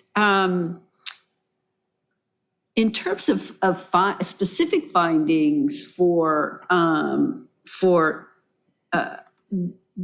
the non-compliance of the code, right? Mm-hmm. Is it typical to write those findings in the resolution, sort of identifying them as such as we've just talked about? Yes, absolutely. And you can always add or modify the findings that are in the draft resolution. You can always include any other information that you find is relevant. Okay, and I'll preemptively request that you assist us in the correct language. Sure. Okay, great. Thank you. Any other questions? I do have one more question. Let's see, Am you're I at out of 6 time? minutes, so. I'm sorry. But if we don't have any Motion to other extend. questions, you can ask your question. Any other questions? Okay, go ahead. What is the width of the? okay. oh, Wait. No, go ahead. No, go ahead. Different thoughts, go ahead. What is the width? I could not read the width of the two-car garage that the tenants use. This is a Holly question. Let's see. So the interior width is 16 feet. 16 feet. 8 inches. Yes. Is that, two questions. One, is that up to code? And two, is that, can you actually get two cars in a 16-foot wide? So it is not up to code. The minimum width would be 18 feet. We do allow garages that are 1 foot less in width on either side. We consider those compliant. That's written into the parking section of the code. So this actually would be considered compliant. So what's the difference between out of code and compliant? Right, so that it doesn't meet the current standard. We wouldn't allow this to be built today. We have provisions because there are a lot of undersized garages. So in recognition that a lot of garages are built undersized, we have some provisions in the code that allow you to accept garages that have less than 1 foot in width on either side of the garage. So it's just a recognition that many of these garages were built in the 50s and, you know, Right. were just undersized. Right, and because it's non-conforming, it It can remain. in some ways, it justifies Yes, being compliant. right. Okay, all right, great, thank you so much. Commissioner Hensley. Yep, thank you. I have a couple questions on the residential design guidelines. Is this project required to meet the residential design guidelines because it's kind of a multifamily in an R1? Like, how does that work? How are we to read residential design guidelines in this project? Yes, it has to meet the residential design guidelines. So it's not contravening any of those specific residential design guidelines. Okay. And this project is in a specific neighborhood called out in the residential design guidelines of the avenues, right? That has avenues, yes. specific, more kind of restrictive requirements than other parts of the city or other designs, right? That's correct. Okay. So when I'm looking at the residential design guidelines and looked at them before, and that's where I got all the floor area ratio bonuses. It talks about like in the avenues that mezzanines aren't really compatible, but I think they're talking about mezzanines above the floor, and this is more of a roof like dormer. Right. So is it just a mezzanine because that's what we call it, or like, because when I heard mezzanine, I thought this was like what you see in a lot of new construction with almost a third floor in my mind. This isn't quite that, so I'm just wondering on the. It's technically a mezzanine. Okay. It's, yeah. But it's, okay. But it's not like like you said, like you were recognizing, there's a lot of units that use the mezzanine provisions to add almost like a third level. Yeah. But that's not what we have here. Okay, because so I'm reading the neighborhood-specific design guidelines, and this is in the residential design guidelines, chapter 3. Beauty of having computers up here. G says, west of Pacificos Highway, no roof decks or mezzanine shall be permitted above the second floor, as these features are out of character with the area. So is this mezzanine above the second floor? Or No, is it's within the second floor. Okay, and that's why it's allowable. Right. But we have a garage, and then you have some sort of space with the kitchen and the living room, and then you have the thing. That's not a third floor? Or It's not a third floor, no. It's within the floor and the roof above. Okay. And so it's an intermittent space. And so that is not a third level. I mean, you could, if you had enough height, you could do another level above that. But this doesn't lend itself to it. Okay. And I think the other part was, it says that, does the front house have any sort of mezzanine or outdoor balcony or rooftop deck? It has a small balcony on the back. Okay. And then kind of like what Commissioner Toparo used to call a Juliet balcony. Yeah. And a larger balcony towards the front. Okay. And a more usable balcony. Okay.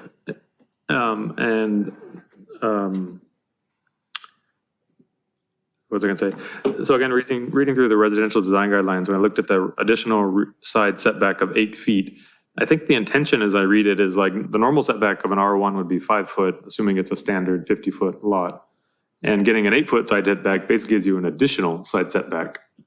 Is that correct? Like an additional 3 feet. An additional 3 foot. And the goal there is to reduce size and mass and respect the kind of area things. But this one, because of the driveway, it almost looks like an overhang, even though it meets the 8 feet. So how do we juggle or judge kind of the intention of the residential design guideline? Any pointers? How do I? The intention is to reduce mass and bulk, but I think by overhanging it and making it look like an R3 with a driveway underneath, it's not doing it any favors in the neighborhood. That's correct. Okay. Yeah, that's tough. Okay. Let me see if I have any other question. I'm okay on time? Yep. Okay, good. Okay, last one is on the findings, I guess I'll ask about. This has come up before on other projects where we have legal non-conforming structures. One of the findings that we have to make in the resolution is that if the structure containing the non-conforming use is non-conforming with respects to the standards of the property, development in the zone, which property is located. This is including but not limited to density. I won't read the rest of them. They're all things. This is denser than the zoning allows, right? It's basically 3 units where 1 would be allowed. Yes. Based on zoning. Yeah, and that's what makes it a legal non-conforming use. Okay, and it says alteration or addition shall not substantially increase the useful life of the non-conforming structure. I've struggled with this one before. How is basically making it new not extending the useful life of this structure? That's an excellent question, Commissioner Hensley. Yeah. Do you want to take a stab at that, Planning Manager Scully? Kick it upstairs. Sure, I'm looking at that particular finding right now. Yeah. You know, it's difficult to discern if this improvement is going to actually extend the life of the property or the life of the structures on site. Any structure can be upgraded at any time without running into this issue, as it sits now. And this is no different. It does enlarge the structure, but it's consistent and similar to any other maintenance and repair that would be customary with the structure that we don't consider an extension of the life. We consider that normal to any structure so that, there is a certain amount of improvements that are made that you could argue extend the life, but they also are required to maintain structures. Okay. So we look at this in the same light as that. As a basically kind of repair. So is the first floor kind of going down to the studs and being all redone, or is it kind of maintaining and you're building on top, or what's the maybe buildable process here? Like, I might defer to the designer to see what the extent of the actual construction for this project is for that. Okay. You'd have to open the public hearing for that, but. Yeah, we did actually have a lot of conversations with the applicant about that. In fact, staff had recommended that the entire home be scraped and start anew from foundation up. But there's some complications with that, cost considerations and those types of things. So we understand that. They have to provide a report that says that the foundation and the walls are sound before we issue the building permit. So that's kind of, that's in the alternative, that's what they have to do. Okay. But just going back real quick to your question about the extending the life of the building, that section of the code kind of contravenes state law under SB 330. Because the coastal and the LCP, the policies in there of preserving, the existing housing stock and that type of thing. But that was written specifically for, I think, it's in my experience, those types of regulations are written specifically for properties that are single-family homes built in commercial zones, where we want those phased out over time. And it's because we want to not have a net loss of units and those types of things, it makes it very difficult to have those turn over. And we do have some instances, and there was a case before you not too long ago where we had exactly that. There was a single family home, it was commercially zoned, the folks had lived there for a long time, they actually took they took care of the house very well, and they actually came and they wanted to have it landmarked because they wanted it saved. So it went completely 180 to what the city's policies and intentions were when we adopted that section of the code.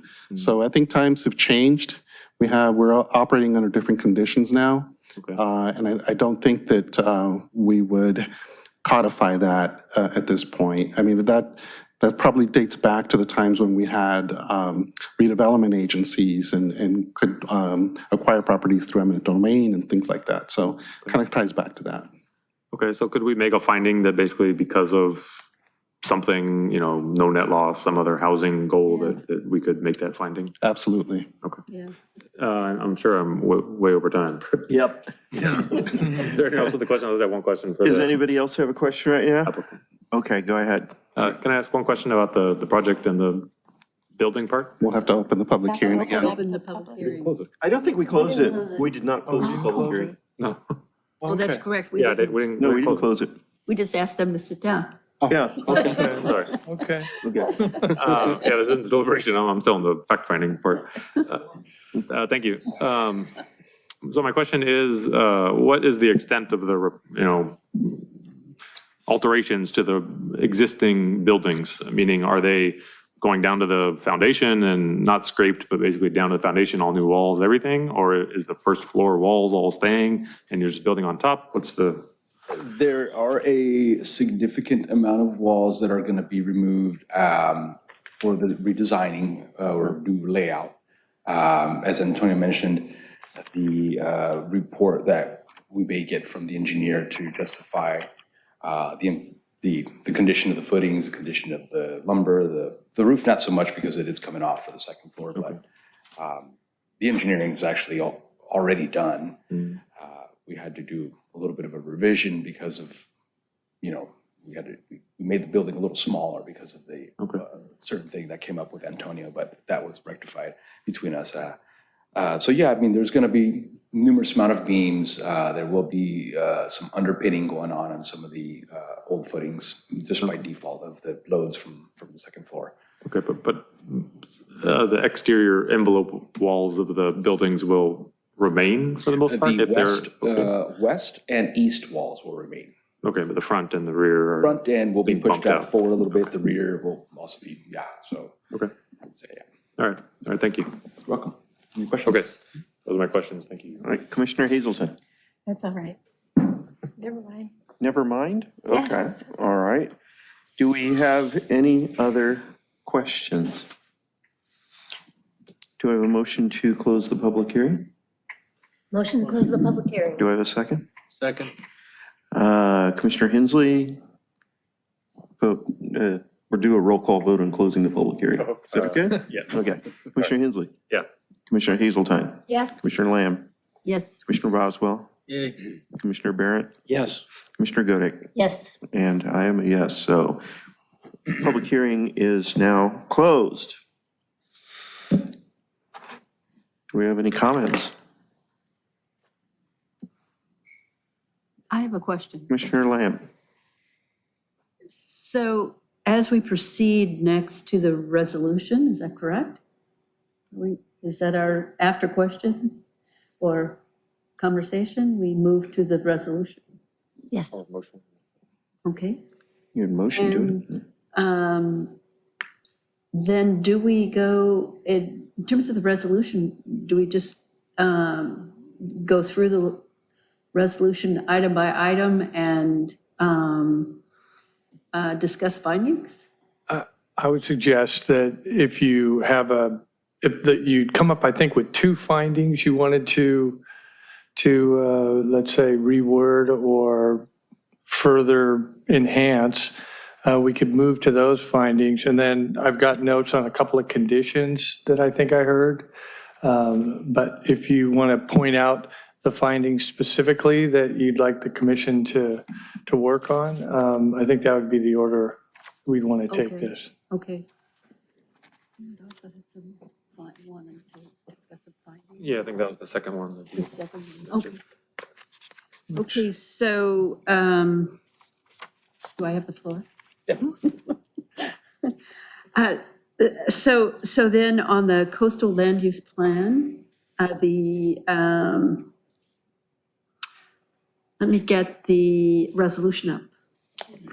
That would be helpful. Okay. Let me see if this would work. The resolution here. Here it is.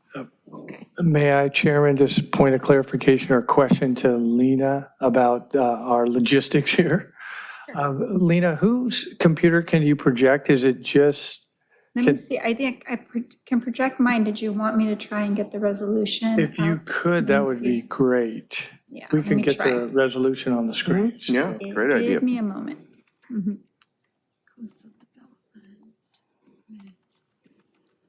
Okay, so it'd be section 104 of the 4. big package. You're on 51, yeah. Go to that. There we go. Nope, not 104. Not? It's further down. Let's Sean, where see. would It's you in like me to scroll? What was that? Yeah, Where would you like me to go? Number 4? Commissioner Lamb, we've got the resolution up. You were looking at the coastal development permit? Correct, Okay. correct. Let's go, that's the, Planning Commission design review. yeah, that would be the page 6 of the resolution. Okay, right here. Yeah, And do we call that section 4? Yes, section 4, yeah. Okay. page 6, Finding 4. finding 4. Finding Or 4. actually, it's, yeah, I guess you could say finding 4. Each has a number of findings, each of these different entitlements. Right, okay. All right, 2508. So first in number 4, in accordance with code 10-5.2508, that is the modification permit, Oh. not the Oh, coastal development permit, is that correct? then we'll need to correct that. Let's see. I think I had that, yeah, I copied and pasted the wrong section there. Okay, so that should, We can My find. apologies. we'll get that changed. Yeah. Let's see. Procedures.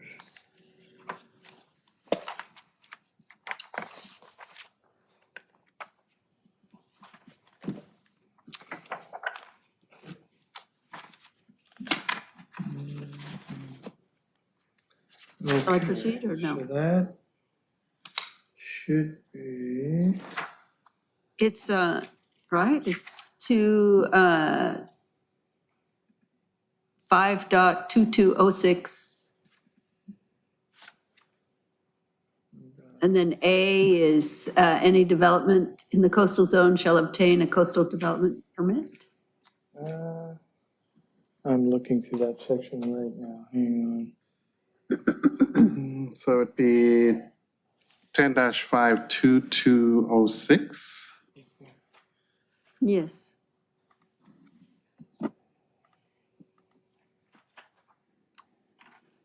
And, you know, the parking, okay, so, So it's 2218. 10-2, That's the 10-5, parking. sorry, dot 2218. 2218. 2218. There, it is. Yep, 2218. 18. So we'll need to change that. That's why these are draft resolutions. And what's the title of the 2218? Decision on application for coastal development permit. Okay, And then the criteria and findings. 2218C are the findings for approval. C, okay.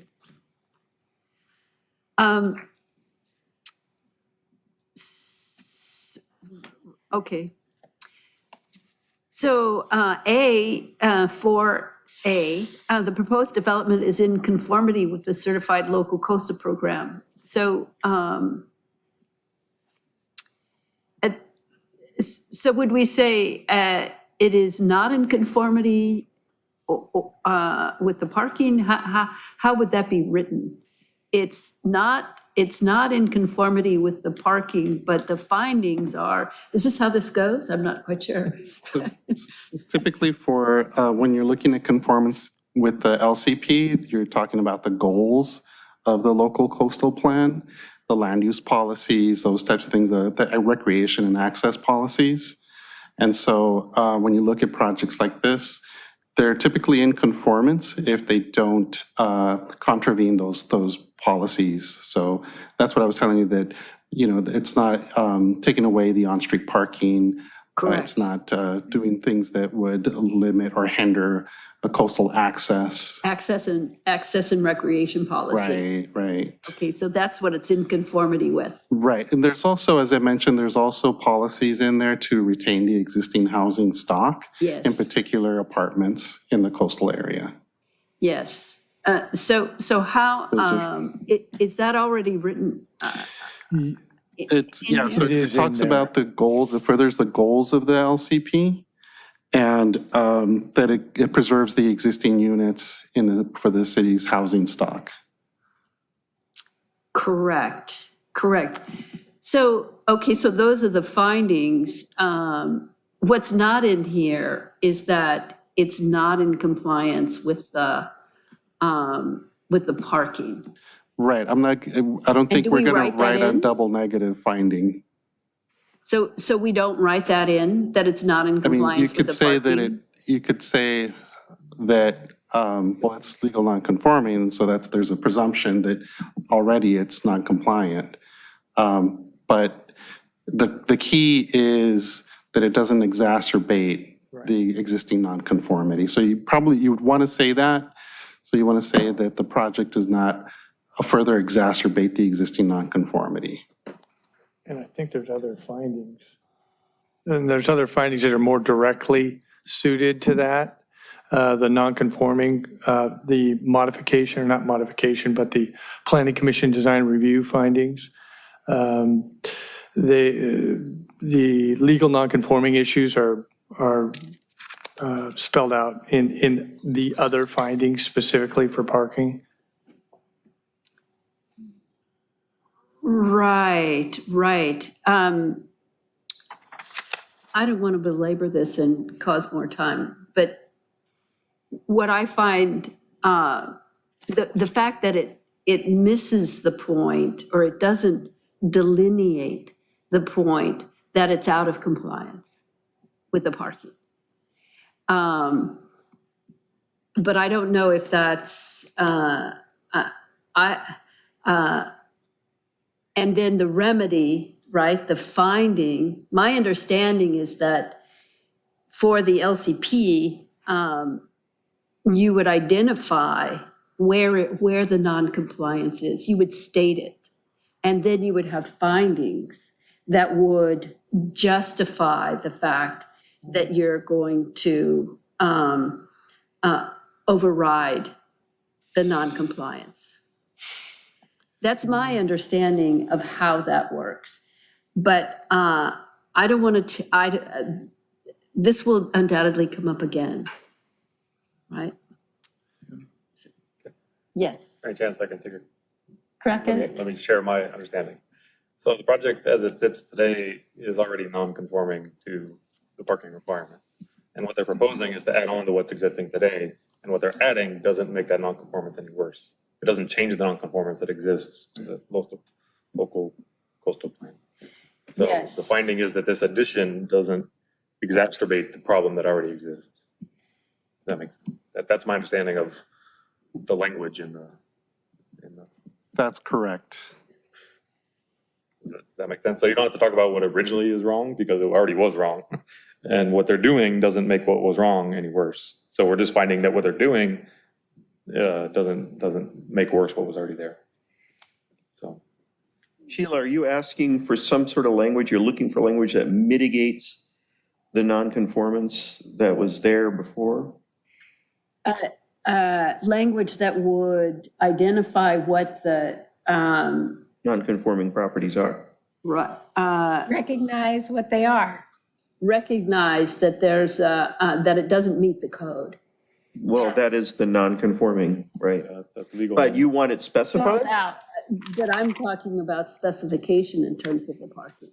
And the other things, it's got other issues. And it's got setbacks other, right, but I was specifically thinking about the parking because it's in the coastal zone and there's specific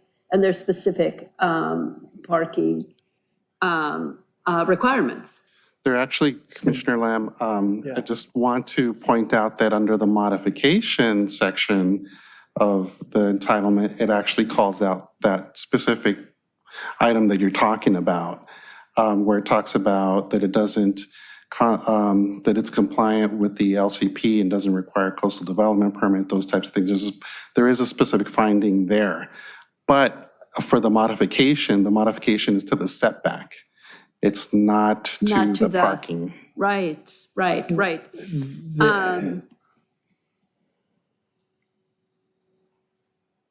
Let's move forward, shall we? And just one last point, Commissioner Lamb, there is a specific finding, it's 1D on page 2 that speaks directly to the issue of parking. The alteration or addition shall not cause or increase a deficiency in the number of parking spaces required for the existing use. And then that finding is made specifically. That those findings are required in order for the Planning Commission to approve this alteration in addition to this legal non-conforming use and structure. I see that. I'm not completely satisfied with that response. But again, Yeah. We're going to have this again. And I'm looking for something more specific, but I'm not going to hold this meeting up for that. Yeah.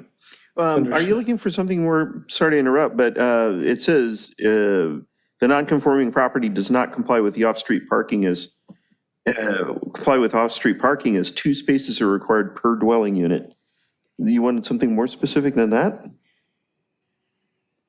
I think from a language perspective, this is in 1, right? No, this is in D, 1D, yeah. It's 1D. Right. Right? And I was thinking in terms of the coastal development permit and the coastal land use plan, because the coastal land use plan has specific requirements for parking. They're the same. So I think what I'm hearing you say is what's in section 1 would be sufficient. Yes. That's correct.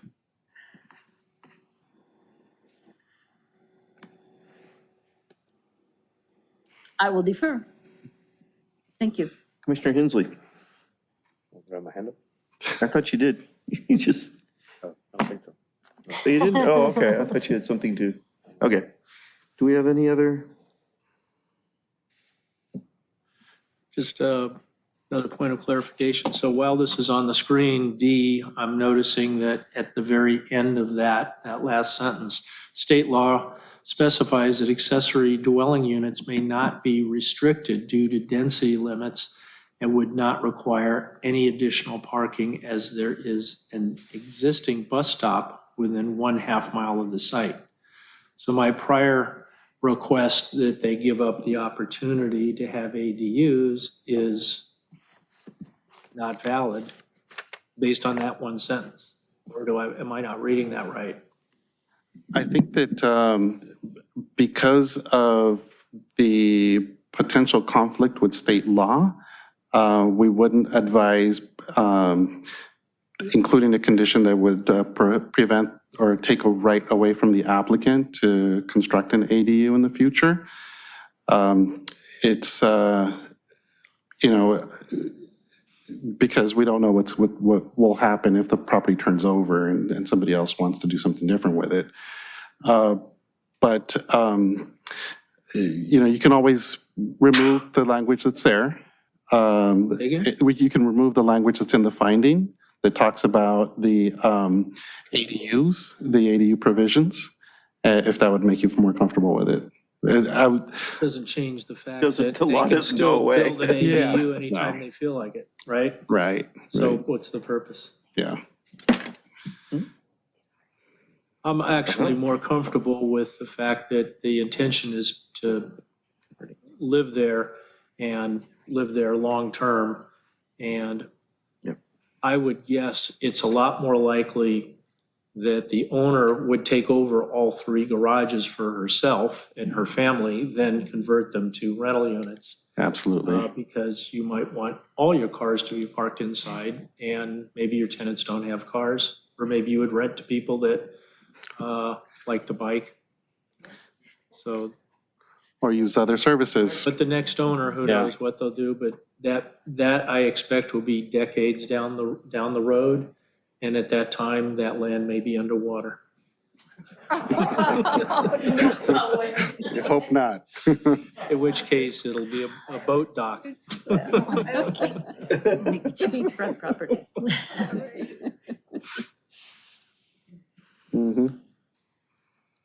Anything else? I'm done. Okay. All right. Anyone else? There we go. Yeah. Commissioner Hensley. Yes, I'm not hearing any motions, so I'll take this free space to say that there are some concerns I have with the project. I feel that some of the floor area ratio bonuses were given, or this project is using, aren't as I would apply them, especially the rear garage and the side setback. Outdoor living space that meets it, but it's kind of one space for all 3 units. There's not really any clear guidance on how to do it when you have this legal non-conforming. I think it's one of the reasons that these come to the planning commission, because they're all unique, they're all different, they're all very specific to whatever that project is. And this one is only here because it's adding more square footage that kind of kicks it up to our review. And then the residential design guidelines, I think it's really tough for this very unique project to meet some of those design guidelines, but that's what I understand needs to do. So, those are my issues, or the floor area ratio, and then the side setback and the projection over the driveway, which I think is not specific to this neighborhood in the residential design guideline. And we don't have many neighborhoods in the city that have these. So, so I have some concerns with the project, which is why I'm not forthcoming with a motion. So I just wanted to put that out there, but I'm not hearing anyone else's motion, so this is our chance to deliberate. I have a question for staff. Commissioner Hensley makes reference to the expansion of the square footage being what brought it to the commission's approval. Is that the only thing, or would this, had there not been an expansion of the square footage, would it have come here anyway because it's non-conforming? Yes, it would come before the commission simply because it's non-conforming. Any structural alterations would come before the commission. Okay, so this thing will bounce off us every time they try to turn a screw in the place, it sounds like, Yeah, and I can get past the useful life part of it, just with the, state law says we can't reduce housing units, so that's what I think the city intended, but that's just not allowed anymore. So I don't know, there's some things I can get over and be okay with, but I don't know, that's where I'm at. Mm-hmm. Any other thoughts anyone wants to share, concerns? I do have one last thing. On it, there's a duplex very similar to this that's between Avenue C and Avenue D on the alley there. It's exactly the same. And both units, front door is up a set of stairs between the front house and the back duplex. Therefore, you wouldn't need that set of stairs in that double car garage, which now your double car garage can actually be wide enough so that 2 cars can fit in there. So instead of having the private stairway up to 1, it's exactly the same on Avenue C. It has 1 set of stairs and 2 front doors off of a landing. And that landing would look into your back house, the back of your house. Wouldn't that make your garage, that double car garage, that much larger, the width of a stairway? Yeah. Yeah. I think we we have to close the reopen, public sorry. hearing. Open the public hearing. So anyhow, did you determine that when you were asking, when you were going over the plans? Because as Holly liked to point out, you can't really park 2 cars in a 16-foot garage. Yes, we did take a look at that. It's unusual to have the interior stairs, but as I mentioned before, there's allowances for undersized garages. So we went ahead and accepted it the way that it was designed. Do you know whether or not there's actually any cars parked in that double car garage as it is? I believe so. I don't know about the one that faces the front. Seems even more undersized, but I believe the ones that come off the alley, yes. Is it the placement of the sewer thing that restricts it to that 16 feet? Yeah. Can we, No, I don't think so. can we see It's that pretty That's on the wide. very edge. Yeah. I think they It's the just, third no, it's on garage from because opening you to have the a back. two-car garage and then you have a door that's there, and then you have this space that is obviously the garage for the front can we house. see that picture again? So I'm just curious, I mean, that would give you the width of stairs that if actually Yes. that was in a double-car garage, we now know for a fact that the tenant would love to park their car in there because they're not going to get door banged or whatever, you know, it's Yeah. like. It's possible to widen that. There's different ways to do that. It seems to me that there would be a way of configuring the stairs differently, that you could do that. Have both doors off of the north side, Yeah, they're, both yes. front doors. Yes. In fact, I think it does have two front doors off of the balcony that faces the north. Yeah. And a private Yes. entry into the garage? Yes. Oh, Does it? No. Yes, it does.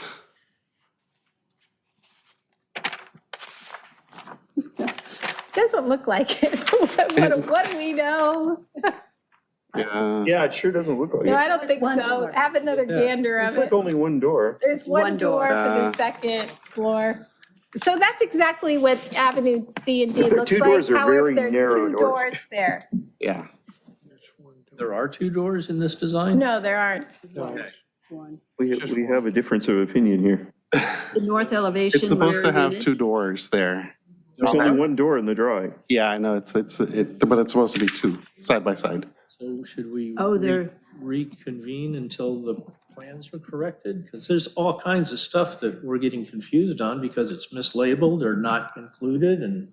Well, if the floor plans show that when you go up the stairs, there's two doors side by side. The elevations don't show the two doors. Oh, And why not? Can Oh, we put that plans up have on it. the, Yes, the floor plan has that.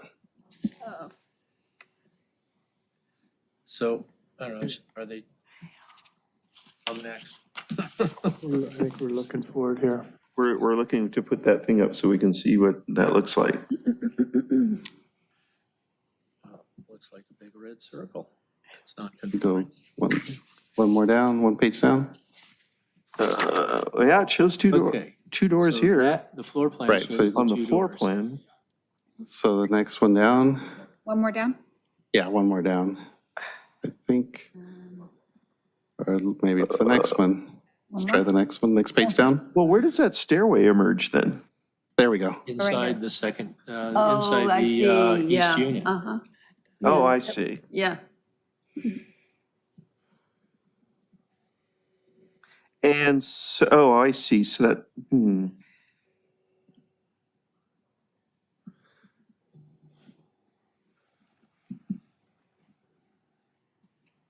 And so you're saying if they eliminated that stairway, they could make the garage wider?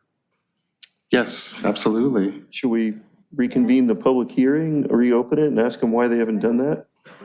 What do you think? Yeah? You can't park Yes. 18. Okay. I would second that. Do I have a Second motion that. to reopen the public Motion hearing? to reopen the Do I have a public hearing. Second. All right. They don't remember closing it. Commissioner Lamb, Yes. Commissioner Hensley, Yes. Commissioner Hazelton, Yes. Commissioner Godek, Already, Yes. Commissioner Boswell, Yes. Commissioner Second. we're like turning it over. Errand. Why does it say second? Yes. Okay. You see these. Yeah. The public hearing is reconvened. We have some questions for you. Can I ask Reopened. you why you need the private stairway in the two-car garage? Because it would be better if we actually, for sure, know that your tenants are going to park in there, because we do have parking issue in the coastal zone. So currently, the middle between the east side garage and the west side garage is actually a laundry room. And so the load-bearing wall is actually attached to the west side garage. So if I was gonna remove that wall, we'd have to, it's additional money to basically completely demolish the building. But right now, I could actually extend the smaller garage because that wall isn't load-bearing. Does that make sense? So right now, it's like a garage, a laundry room, and then the two-car garage. So if I had to take this wall down, it's an extra like $75K to basically take all the walls down on top. But right now, we're trying to preserve whatever we can because it's a budgetary thing for me. So we're utilizing that laundry room and putting stairs in there and putting laundry actually within each unit, like a stackable one. What's there now? It's Are a there laundry stairs there room. now? It's The a laundry whole room. length of that is a big, Yeah, long and then laundry there's a door room? that goes outside. Okay, so you're going to shorten the laundry room and put the stairs in? Shorten the laundry, no, so we would replace, so we'd put laundry hookups within the garage, because actually the garage is longer than our truck. So we put 2 for one unit, and then we put another one in the other unit that's stackable in a closet area, an existing closet area. Okay, but to focus on, I don't know, is it my turn to talk? Probably not. Um, No, I'm good. Okay, yeah, you're. Okay, start the clock. Okay. So, looking at this, we have the one-car garage for the main house all the way on the right side of this drawing. And then there's a wall. Is that the load-bearing wall? It's the one that's next attached to one, the two-car garage. it's the next one to the left of the stairs. Correct. That's the load-bearing wall. So that's one you can't remove, Correct. which is why the two-car garage cannot get any wider. Yes. Okay. It's a bit. So the stairway has no impact on that at all? Correct. Okay. And let's see. Okay, so I see now, okay. All right, so then there is really no way to make this two-car garage wide enough for 2 cars. Yeah, and the reason, we did explore that, but the reason why we didn't want to have the laundry room in the middle is that both tenants would have to walk outside to do their laundry, and we were trying to make it more convenient by putting the laundry within the garage so they could just leave their stuff instead of walking outside to do your laundry. Sounds weird, but Yeah. might be a girl consideration. Sounds weird. I'm like, I don't like to walk outside with all my blankets. I don't know. I just want to throw it on top and dry it out. So, okay, so, and the interior width of the two-car garage is 16 feet? 16.6. 16 feet 6 inches? Yes. And is it one big open 2-car space? Yeah, we currently have a Dart in there, and we had a Fiat. A what? A Dart, like a 1969 Dart, yep. We're rebuilding it right now. Okay. Well, and those are small cars, so a tenant with a big truck is not going to be able We to have fit a also a truck. Silverado and a Discovery too, which I park in the. So, but as far as your potential duplex tenants, is it legal for you to deny a tenant because their car is too big? No, I don't think I would deny them. It would be Is like it even their legal? choice. I don't think it's even No, legal, right? no, I think. So somebody whose car or truck doesn't physically fit in the space allotted to them won't be using the garage for parking. They'll be parking on the street. Because where else are they I going to can let them park? park down the driveway. We can figure it out. I mean, I park down the driveway right now, and so does my husband. So, behind our gate. Okay, so That's one thing I was going to bring up, Instead of the totally long driveway. off left field, sorry, like Commissioner Lamb mentioned the informal parking that seems to be present on the property, which is a good thing, I think, in my eyes.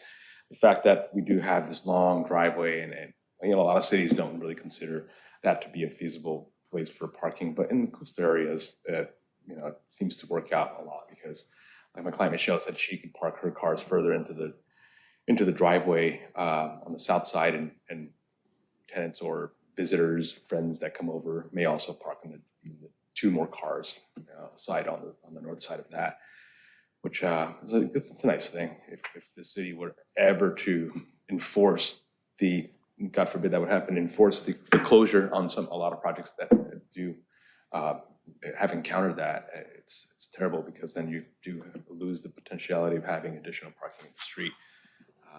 And that's sure for another meeting to discuss, but yeah, it's quite interesting. In this specific area, I'm actually like, it's commercial buildings on 3 of my walls. It's the retirement home, the empty, whatever that building was, it's still empty, and then LBJ's. So there's actually parking from the commercial buildings that we don't use, but that's why we prefer to park within our property, because there's always people kind of sleeping in those areas. Sounds weird, but yeah. We've caught people just So I guess sleeping. the bottom line is you have a 2-car garage that's only a 2-car garage, only provides 2 parking spaces, keeping tenants off the street parking, completely dependent on the size of the vehicles your tenants will have. And since it's not legal for you to deny a tenant based on the size of their current vehicle, you really don't have a 2-car garage. It's a legal non-conforming. You have a wide space. You have a big 1-car garage that you could squeeze a second small car in. You really don't have a 2-car garage, despite what it's labeled. But they're allowed to label it that. Well, and they have. But all I'm saying is that if Yeah, I we're bought it talking as a reality 3-car here, garage. I didn't know that it was in the conforming, yeah. Yeah. I bought it as a 3-car garage, so. so you have a space that's labeled a 2-car garage, which in reality is a large 1-car garage that you're hoping you can get both tenants to park into.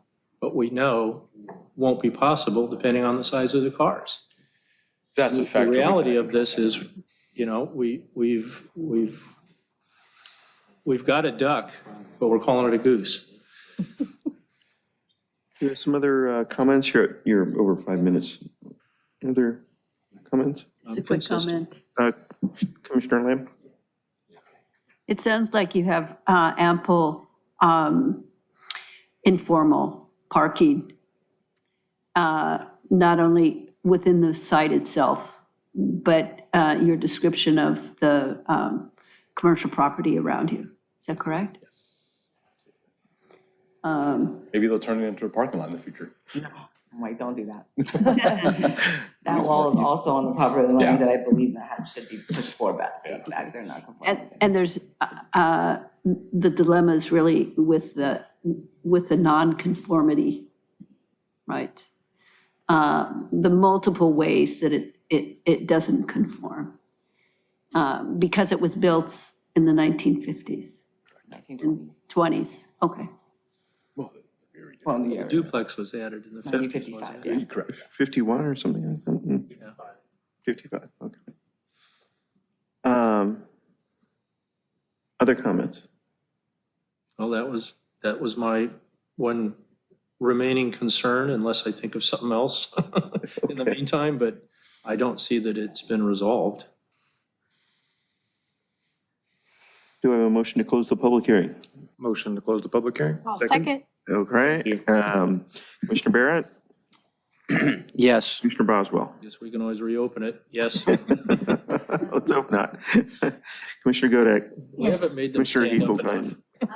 Yes. Commissioner Hensley? Yes. Commissioner Lamb? Yes. And it's yes for me, so the motion carries. So I do want to throw in a comment. I checked around with some people knowledgeable with the area. What is the name of the retirement home that's across the street again? Kensington. They restrict all their parking of employees, visitors, everybody to within the gated area there. So it takes 0 parking. On the street. On the street, yeah, which is interesting, and I see why they do that. But so what I'm told is that's one of the few, and also the popular place, it's Nob Hill, what's that place? Avenue A, Bar Avenue A or something like that, yeah. has its own parking, so it doesn't take any parking. But I'm told that's one of the few areas in that whole region right there that actually has pretty, even on a beach day, it's too far really from the beach to get a big flood of beach parking and stuff like that. You know me, I'm a parking maven, you know, and I'm told, no, they really don't have an issue there, especially because Kensington doesn't take any spaces, and that's a really wide property there. So I was told, don't worry about the parking. And previously, it was a mothballed school. School, right. Which didn't take any parking either. Yeah. So anyway, Decades. just so we have that Yeah. out there. I'm not sure how that's relevant to a one-car garage that is being labeled two-car. It's parking. So So anyway, do we have any other questions? Do we have a motion? Do we have a motion to approve the resolution? To approve the resolution? To approve with modifications, right? Yes. Okay, we have a motion. Do we have a second? I'll second. Okay. Commissioner Barrett, Yes. Commissioner Boswell, yes. Commissioner Godek, Yes. Commissioner Hazeltine, Yes. Commissioner Hensley. Can I get clarification? I heard with modifications, but I don't know what those modifications are. Maybe we should lay them out. Yeah. Can I understand what was modified of the resolution that was in the Yeah. agenda packet? Was it with respect to the correction for the coastal development permit? Oh, no, that's fine. No, I'm kidding. And I think the findings were determined to be adequate. I had a couple. Permeable something or Permeable other. on the. Yeah. Let Permeable. me give that a crack. Permeable something. Permeable. So we could make, Is there something else, Matt? add in a condition number 29 that reads, the area between the main house and the 2 units in the rear, not inclusive of the driveway, be landscaping with native plant materials And pervious And surfaces. permeable, and permeable. anything. I mean, just not Just be careful. artificial turf Okay, and not permeable cement. Thank you. yeah, okay. And There's a story there. I and want to hear it. permeable, so you don't want permeable cement or you I do not want do not? permeable Okay, so then we cement. just, landscaping would preclude Okay. non-permeable or I don't, even we're finding, cement. remember when I talked about the artificial turf? Yeah, It right. turns out, it's not, Non-permeable. landscaping with live plant materials. Okay. yeah. Yes. Were there some other ones that I'm not remembering? It seemed like they were coming up. You may want to comment. And native plant materials. Okay, That was the thing that Okay. Sheila was Be talking native about? plant materials? yes. It has to be native to Redondo Beach? No. Where is the native? Native to the region. Yes, So it could be Southern redwoods? California, Was that what she was talking about, right? geography. No, that was yours. So native to the coastal sounds like savanna, A nest of things, right? Correct. Geography. Geographical classification. Yes, Okay. that's how we So interpret native. No, they're not native, actually. Oh. Okay. So not necessarily just succulents and jade plants and stuff like that. It's anything that would naturally grow in this region. Correct. Any other modifications that we know of? No. I'll start the roll call again with those modifications. Commissioner Barrett, Yes. Commissioner Boswell, Yes. Commissioner Godek, Yes. Commissioner Hazeltine, Yes. Commissioner Hensley, No. Commissioner Lamb, Yes. and I am a yes. So the motion carries. Congratulations.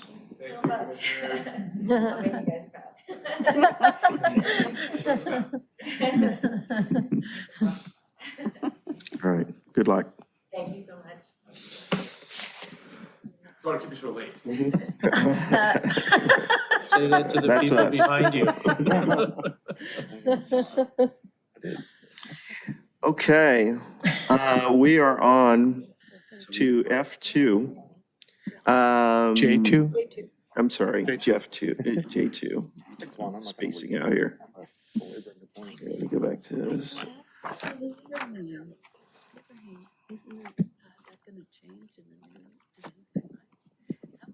was something. No overhangs. Okay. Boy, this is not my, Are we ready to go, Chair? something's crashed on my computer. Okay. Okay. Okay, so we have public hearing J2. Do I have a motion to open this public hearing? Motion to open the hearing? And I'll second that. Okay. Commissioner Barrett? Yes. Commissioner Boswell? Yes. Commissioner Godek? Yes. Commissioner Hazeltine? Yes. Commissioner Hensley? Yes. Commissioner Lamb? Yes. Commissioner Gaddis, this public hearing is now open. So I'd like to swear in anybody who's going to speak on J2. I have 4 sheets. Could you raise your right hand? Okay. Do each of you swear or affirm that the testimony you shall give shall be the truth, the whole truth, and nothing but the truth? Let the record show they have sworn to the affirmative on that, and I believe we might have a staff report on. We do, Chair, members of the Planning Commission, Sean Scully, Planning Manager. This is tonight, this is Antonio Gardea's night tonight, so turn it over to Antonio Do we have to a Vino handle file here? this, the item before you now. Thank you. Yes, Commissioners, this item is before you tonight because there was a change of use, and with the change of use, it requires a conditional use permit. The location at 601 Marianne Drive right now is a silk screening shop, which falls under garment manufacturing, which is it's a use that's allowed by right. The mini warehousing and self-storage uses are a use that is only allowed with a conditional use permit. So when this TI came through the planning division, we halted processing it and informed the applicant that they needed to go before the Planning Commission for consideration of a conditional use permit to obtain the right to use it as such. And that's why we have this tonight. There is a conditional use permit on the property for vintage automobile repair. And that use has lapsed, but that conditional use permit runs with the land and will continue to do so. There is a condition of approval that prevents the concurrent use of both, and that's included in the draft resolution for you tonight. So the property here is zoned as I2. And it's a 11,550 square foot property with a 5,133 square foot building. The building is set back from the rear property line about 40 feet. There's an easement along the back. I initially thought that that easement was an alley, but it's actually not an alley. It's just a private easement. So the property is conforming in terms of the setbacks. The self-storage use, again, is only allowed with a conditional use permit, so that the commission can consider if there's going to be any externalities to this type of use. Typically, for uses like this, there's concerns with security or things that are being stored on site for mini storage, but that's not the case here. This is very specific to just being wine storage. There's no other externalities like odors or noise or other things that might be more typical to an industrial use. The hours of operation here are limited to from 7 o'clock in the morning to 7 o'clock p.m. in the evening. And again, this is largely surrounded by industrial uses. This is the site as it is presently. There are some shipping containers on site that would be removed in order to make room for more parking on site. There would be a total of 5 spaces in the front here for customers. The alley easement on the back is gated, and you do need access code to go back there. So there's a limited entry point to the back. This is the proposed layout, the site plan. It shows where there would be landscaping and the layout for the 5 parking spaces in the front, including the handicap parking space or the accessible parking space. And then along the back, there's an option to have 2 more parking spaces that would likely be for employees only, since, again, there's limited access to the rear. This is the layout for the floor plan. They would demolish the interior walls and just set up the self-storage lockers.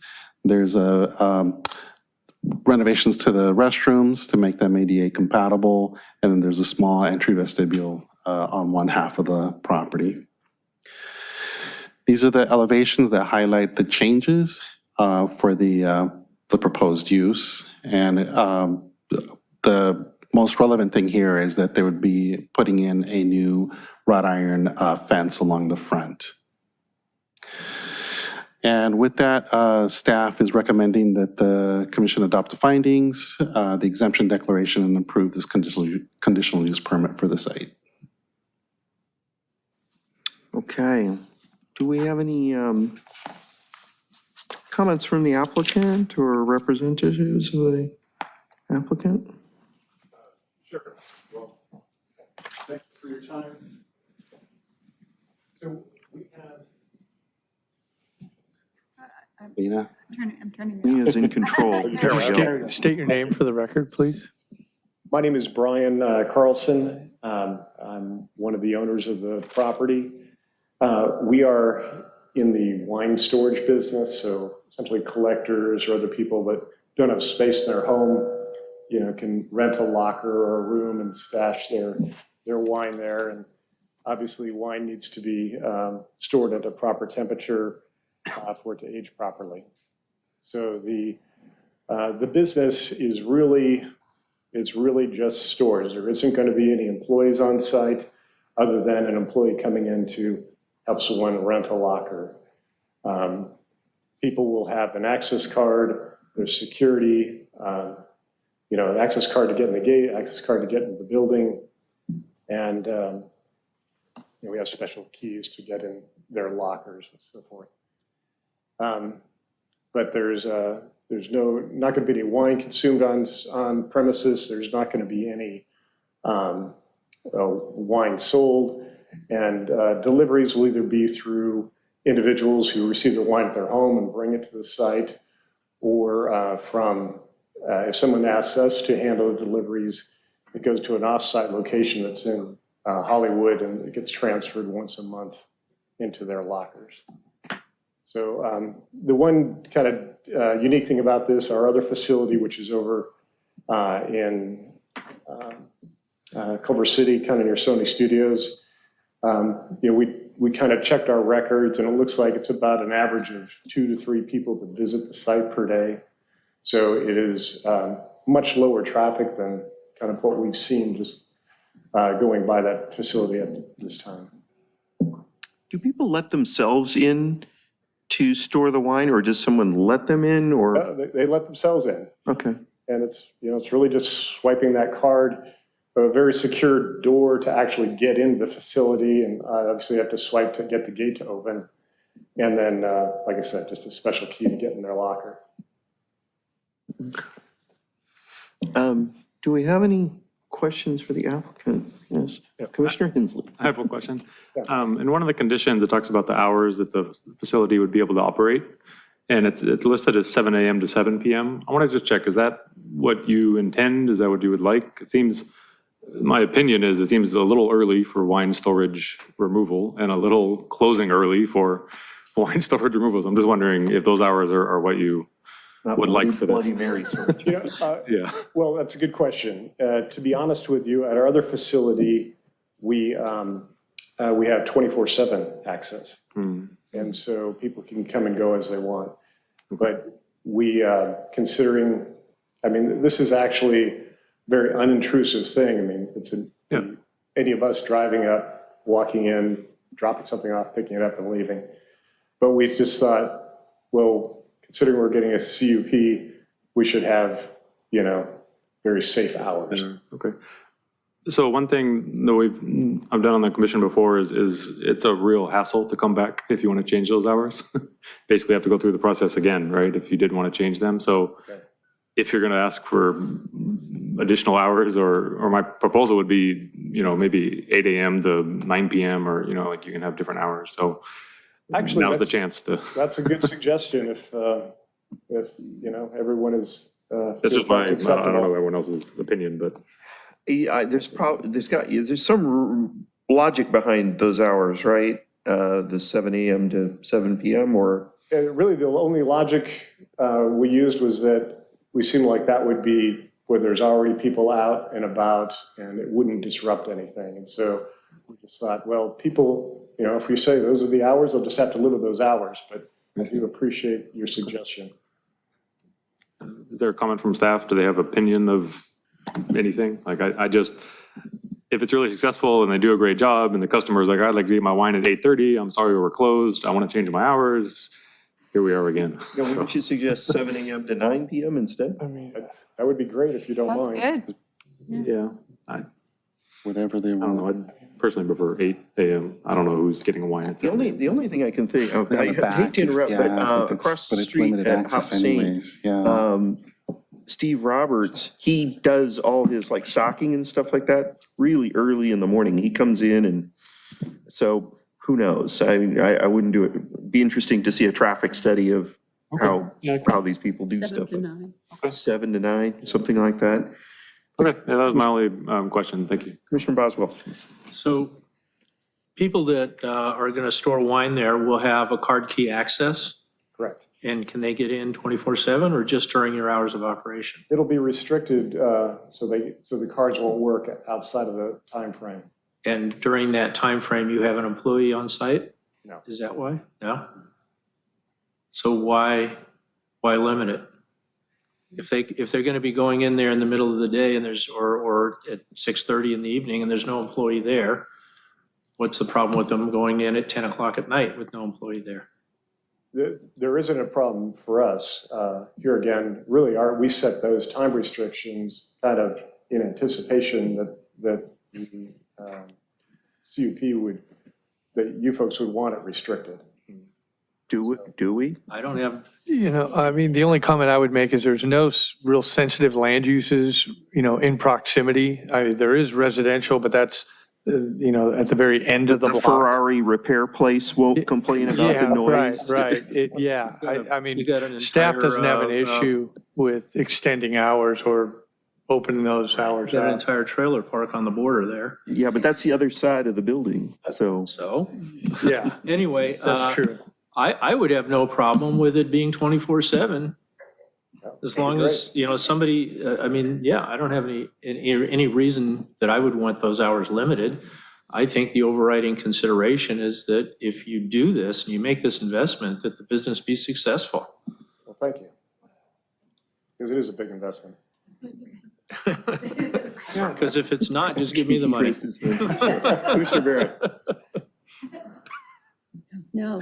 Oh, I'm sorry. So Commissioner your other Hensley. facility in Culver City is 24/7? Right. And is there an employee on site 24/7? Okay, so I don't see where this needs to be any different unless there's some security concern. I mean, it is in the middle of no man's land in the middle of the night there. I don't know that I'd have my wife go there and drop off 16 cases of They wine. do leave Ferraris out, sitting on that street, Yeah, so. but those are easy to spot when they're stolen. And you can't be too tall either. Right. Is that it? Commissioner Hensley and Commissioner So Hazelton. I have other questions, but I've probably used up my time. I will come back later. Okay, Commissioner Hensley. Okay, and just a question, staff wouldn't have any issue with a 24-hour use of this? I don't know, a reservation, but I'm not sure who's getting wine at 2:30 in the morning, so. Somebody who's out. Yeah. Or it could be being delivered. Somebody's out. Yeah, I don't know about 2 a.m. That's a deliveries. little, not concerns me, but, that's what I'm thinking Keep is, the party going. yeah, liquor store closes. I don't know if we want them going to Yeah, I know where we can backup get storage, wine. so. I would probably be a little more comfortable with extended hours than 24 hours, but yeah, we can hash it out. But I had one other question over here, I'm sorry, that I thought of. You said that there's a key and no one's there, and what happens if the key doesn't work or the customer has some trouble? Is there some number to call? Or Yeah, like, there is. Okay, and is that posted on the, or they have an app or some? Yeah, they have it, so it's, and that's happened on rare occasions, but yeah, we can help them then. Okay, all right, thank you. Okay. Commissioner Hazeltine. Yes, hi. The only thing that was a little bit of a red flag to me was that all of the refrigeration would require a compressor on the roof, right? Correct. Is that going to create a noise issue? Have you, what have you found with the other building? Yeah, that's a good question. So the other building is not near any residential, but even then the compressor isn't that loud, but we did investigate this, and there are essentially insulated compressors that we're going to use that they're at 58 decibels. And so I think a normal conversation is like in the low 60 decibel range, so they're very quiet. Okay. Okay. Commissioner Boswell? Back to me again. So in looking at the design and putting these, I guess, climate control units on the roof, the building has been determined to be structurally sound to hold that weight. Yeah. What happens when we have one of our many Redondo Beach power outages and you're no longer cooling that storage area? What do you have as far as backup? Interesting question. So for example, at the other facility, we don't have a backup generator or batteries. We are evaluating getting kind of solar power and batteries for this facility and maybe the other one. But the one interesting thing about this is that once our other facility is pretty much full. And once you essentially refrigerate that, all the wine gets cold. It actually stays pretty cold for, wouldn't get down to room temperature for maybe 5 days. And so if you're out of power that long, we probably have bigger problems. I have 5 days to put in a generator. Yeah, true. So the plan is to ideally have solar, probably on the roof. We'd almost use it like a trickler system, if you ever heard of that, using so it wouldn't be full solar, it would be like a few panels that kept the batteries fully charged. Okay. All right. So that would be the backup power for a period of time. So is this a known industry standard to not have power backup, battery, UPS, something like that? Generally, there isn't a backup. I've seen like places out in Palm Springs, those people advertise, I've got a generator backup, and I think that probably makes sense. Okay. All right. I think that's it for me. All right. Well, I have a couple questions myself. First of all, is there closed circuit, video security or anything like that around there? Somebody's going in the gate and somebody comes up behind them and knocks them over the head. Somebody will at least see that going on, or yeah, there is cameras and. George, you want to speak to that? Sure. So my name is George Fansmith, business partner with Brian. For me, this will actually be the 9th wine storage facility that I'm involved in opening. And I operate our business as well as the others. And your question was about the video. So we do have video recording it throughout the facility as well as the exterior. We do not have someone sitting watching those cameras, but we do have the recording. Okay. Second question, and this is a question for planning staff. Can you pull up the, I guess it's a Google Earth shot from above? I'm a little bit confused about the alley behind it because there's a gate for the alley, but it seems like the alley serves businesses on both sides of this, right? Is that correct? And is this in the middle of the block so you can actually put up these fences? And is the gate only serve one side or is it both sides? And so it seems like if somebody's trying to access a business to the south of this, they can't enter from the north because the gate is there. And vice versa, if somebody's trying to follow that alley to a business north of this, the gate is blocking them from that too. Is that correct? Am I correct? You know, we're working on getting that Google map Okay. up now. Here we go. Okay. But this is a private road, right? Okay, so, okay, where are we? Come down to the Sunset Island where Yeah. I'm on the wrong. you're in there the we right are. street. Yeah, and if you It's on the zoom- west side, right where that Sunset Island where is. Yeah, so if Yeah. you zoom in, so if somebody's coming up from 190, oh, well, there's already things blocking that. Right, so the only way you can access this is from the north, right? That's correct. Okay, so, but I mean, I see vehicles and even like boats, it looks like, or something. Yeah, boats. Yeah. South of it, and then is that a structure south of it? Yes. there's So a when they couple- close off this alleyway with gates, is that what you're discussing doing? Oh, okay. I misunderstood the discussion then. Yeah, that- So what's going up is a gate wall that's parallel to that alley where we see like those two trucks side by side, and that's where the fence On is the going other to. side, Yes. Lena. That side. On the other side, Lena. Go to the west side. Where Lena's West. thing Keep is. going to your Well, yeah, but that's how Towards the customers mobile home access, park. right?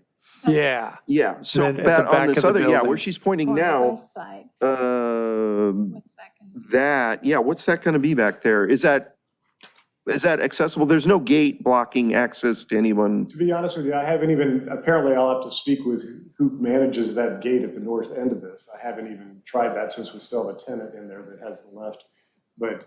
Yeah, it's west. It's west of the building. Well, we really don't have plans for the back of the building. Okay, except to seal everything up as best as possible, right? Right. Because there's probably a roll-up door back there and, no? Just don't roll up door in the back The of the man building, door. and obviously there's a gate, it's just a regular chain link fence in the back. A chain link fence that, okay, so,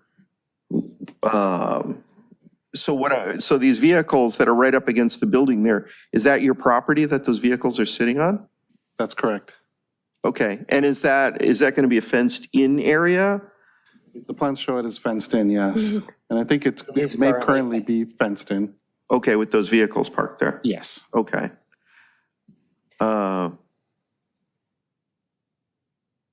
Okay, that was it.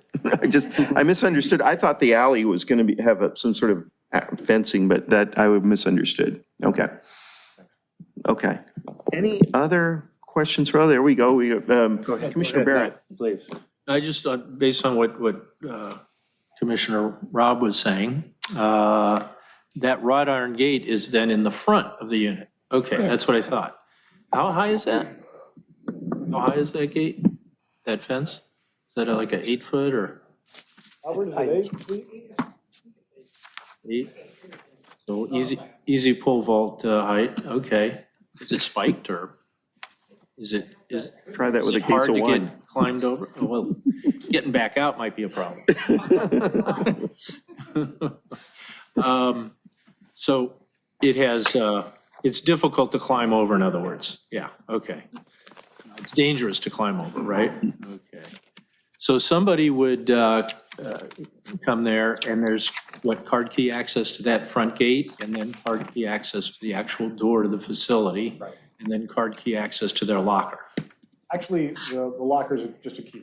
Oh, so that you would have your own key and you go in and, on the lockers, is it 2 levels stacked one above each other? Or is it just you have one locker from the top to the floor? It's actually 3 levels and 4 lockers, and then there's rooms, so you just open a room with the door you open. Sorry? You just had to open a room with a door that you open. Okay, so somebody would have a locker, it could be the bottom locker, the middle locker, or the top locker, Right, right? Or they could have all 3. exactly. So how easy is it to get to the above the first level lockers? Is there like a ladder that rolls down or? It's one of those rolling platform ladders. It's not that high because you don't need to get that high to get to that top one, but Like a you've got Home essentially a Depot place to store it, ladder? and they're pretty easy to roll around. And when you just climb on it, it locks and you can get to that top locker. Okay, all right. And then carry in or out your cases of wine. You would send your personal sommelier to take care of this for you. After you drop off your Or Ferrari. the homeless guy living in front. Okay, and what's the lighting situation there? Is that motion activated or sound activated or what? Or does he have to Motion hunt activated. around for where the switch is, or how does that work? It's motion activated. Okay, and then it goes off after there's no motion for a period of time? Yeah, there's always, I think, like one dim light on, but the entire lighting will shut off over a period of time. Uh-huh, okay, all right. I don't have any other questions. Commissioner Barrett. Thank you, Chair Gaddis. I wanted to ask the two of you some questions to pick up on some really good points made by Chair Gaddis and Commissioner Boswell, and specifically with respect to security and safety at this proposed location in Redondo Beach. George, I didn't catch your last name. My apologies. My last name is Fan Smith. Mr. Fansmith, I believe you stated that you've operated approximately 9 businesses of this type that you're proposing here today? Correct. Okay. And have all those businesses been for the applicant or with this particular applicant? No. No. Are you aware if the applicant has any other businesses of this type, either Mr. Carlson or Mr. Fansmith? So I have, this would be our second, and then George owns several. Okay. And George, is it the several you own, is it the 9 businesses? No, I started 9 of them, and then with a different business partner, we parted ways and split that company. I retained several of those facilities, which now operate with Brian Carlson under this business. Okay. And Brian, you're the applicant together with Teresa Carlson, who's here today? Yeah. How do you advertise for this question's to both of you, how do you advertise for these businesses? How do you attract consumers, customers in the first instance? Most of it is kind of word of mouth and essentially just having a website, there's a certain demand for this. So we also communicate with the local fine wine stores to let them know that there's space available. But, the other facility filled up pretty quickly and we really didn't do any, aggressive outward marketing. Do you have anything to add to that, Mr. Fansmith? Maybe just some more details. The facility in Culver City, we opened in January 2 years ago. So it's been, 28 months, 30 months or so that it's been open. We are at capacity. We have no more lockers available there. And we did no advertising other than word of mouth, or because I've been in the business as long as I have through people that know me and followed us found our website. Okay. And would it be fair to say that the customers you anticipate to frequent this location, that the wine that they'll be depositing is of high value? Yeah, sure. Okay. And I don't want to get too much further into that. And so, there's a concern in my mind about, and I want to ask you about this, about potential stalkers or follow homes or people who may potentially hang out there looking for an easy big score, regardless of what hours you may be open, and that's a separate issue. And with that, have you ever had any security or safety incidents of any type at any of the locations that you, Mr. Fansmith, have been associated, or you, Mr. Carlson? I never have. No. In the 22 years since I opened my first facility, we had one theft. But that was one client stealing from another client. There's a longer story involved there. These 2 people and the deal they did between them, but that's the only incident in 2 years. The one thing is that when you leave the facility, we have a flat screen TV, so you can see if there's anyone outside in the parking lot or around that area. And I think this facility is in a superior location than the one near Sony Studios. And so, and we haven't had any issues there. Okay. So based on what both of you are saying, it sounds like you've had an essentially flawless track record with respect to security issues, with the exception of the issue you mentioned. Did you want to say something further, Mr. Carlson? Well, just kind of incidentally, we certainly don't advertise, hey, this is a wine storage facility. The business name is Wine Storage Management. We'll, subject to approval, we'll put up probably just paint a sign on there that says WSM. And so people drive by, it's like, oh, there it is. But you have to know what you're looking at. And, we certainly don't want to attract attention. Okay. And to what do you attribute what sounds like a fairly successful track record from a standpoint of security and safety? How have you been able to accomplish that? And let me just let you answer that first. Actually, Brian, you touched on something that this last facility filled up so quickly that I haven't talked about in a few years. And for the previous 7 locations, I actually meet all the clients that come to the facility.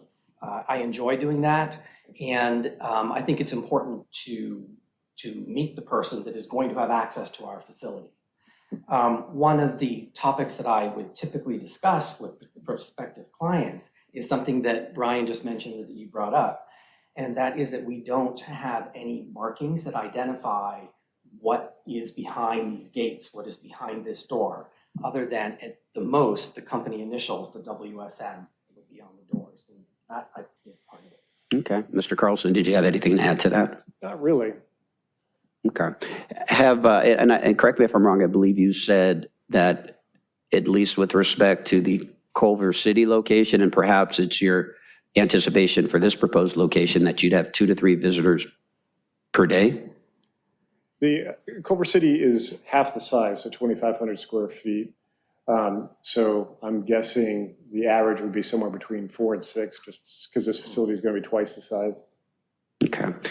And being that they have key cards and what have you, and generally track when people come in to make a deposit, if that's the term you use, or withdraw, based not only on your Culver City location, but across the board with the other locations you're affiliated with and perhaps in the industry, during what hours do people generally come and make a deposit or withdraw, and how frequently do they do that, generally speaking?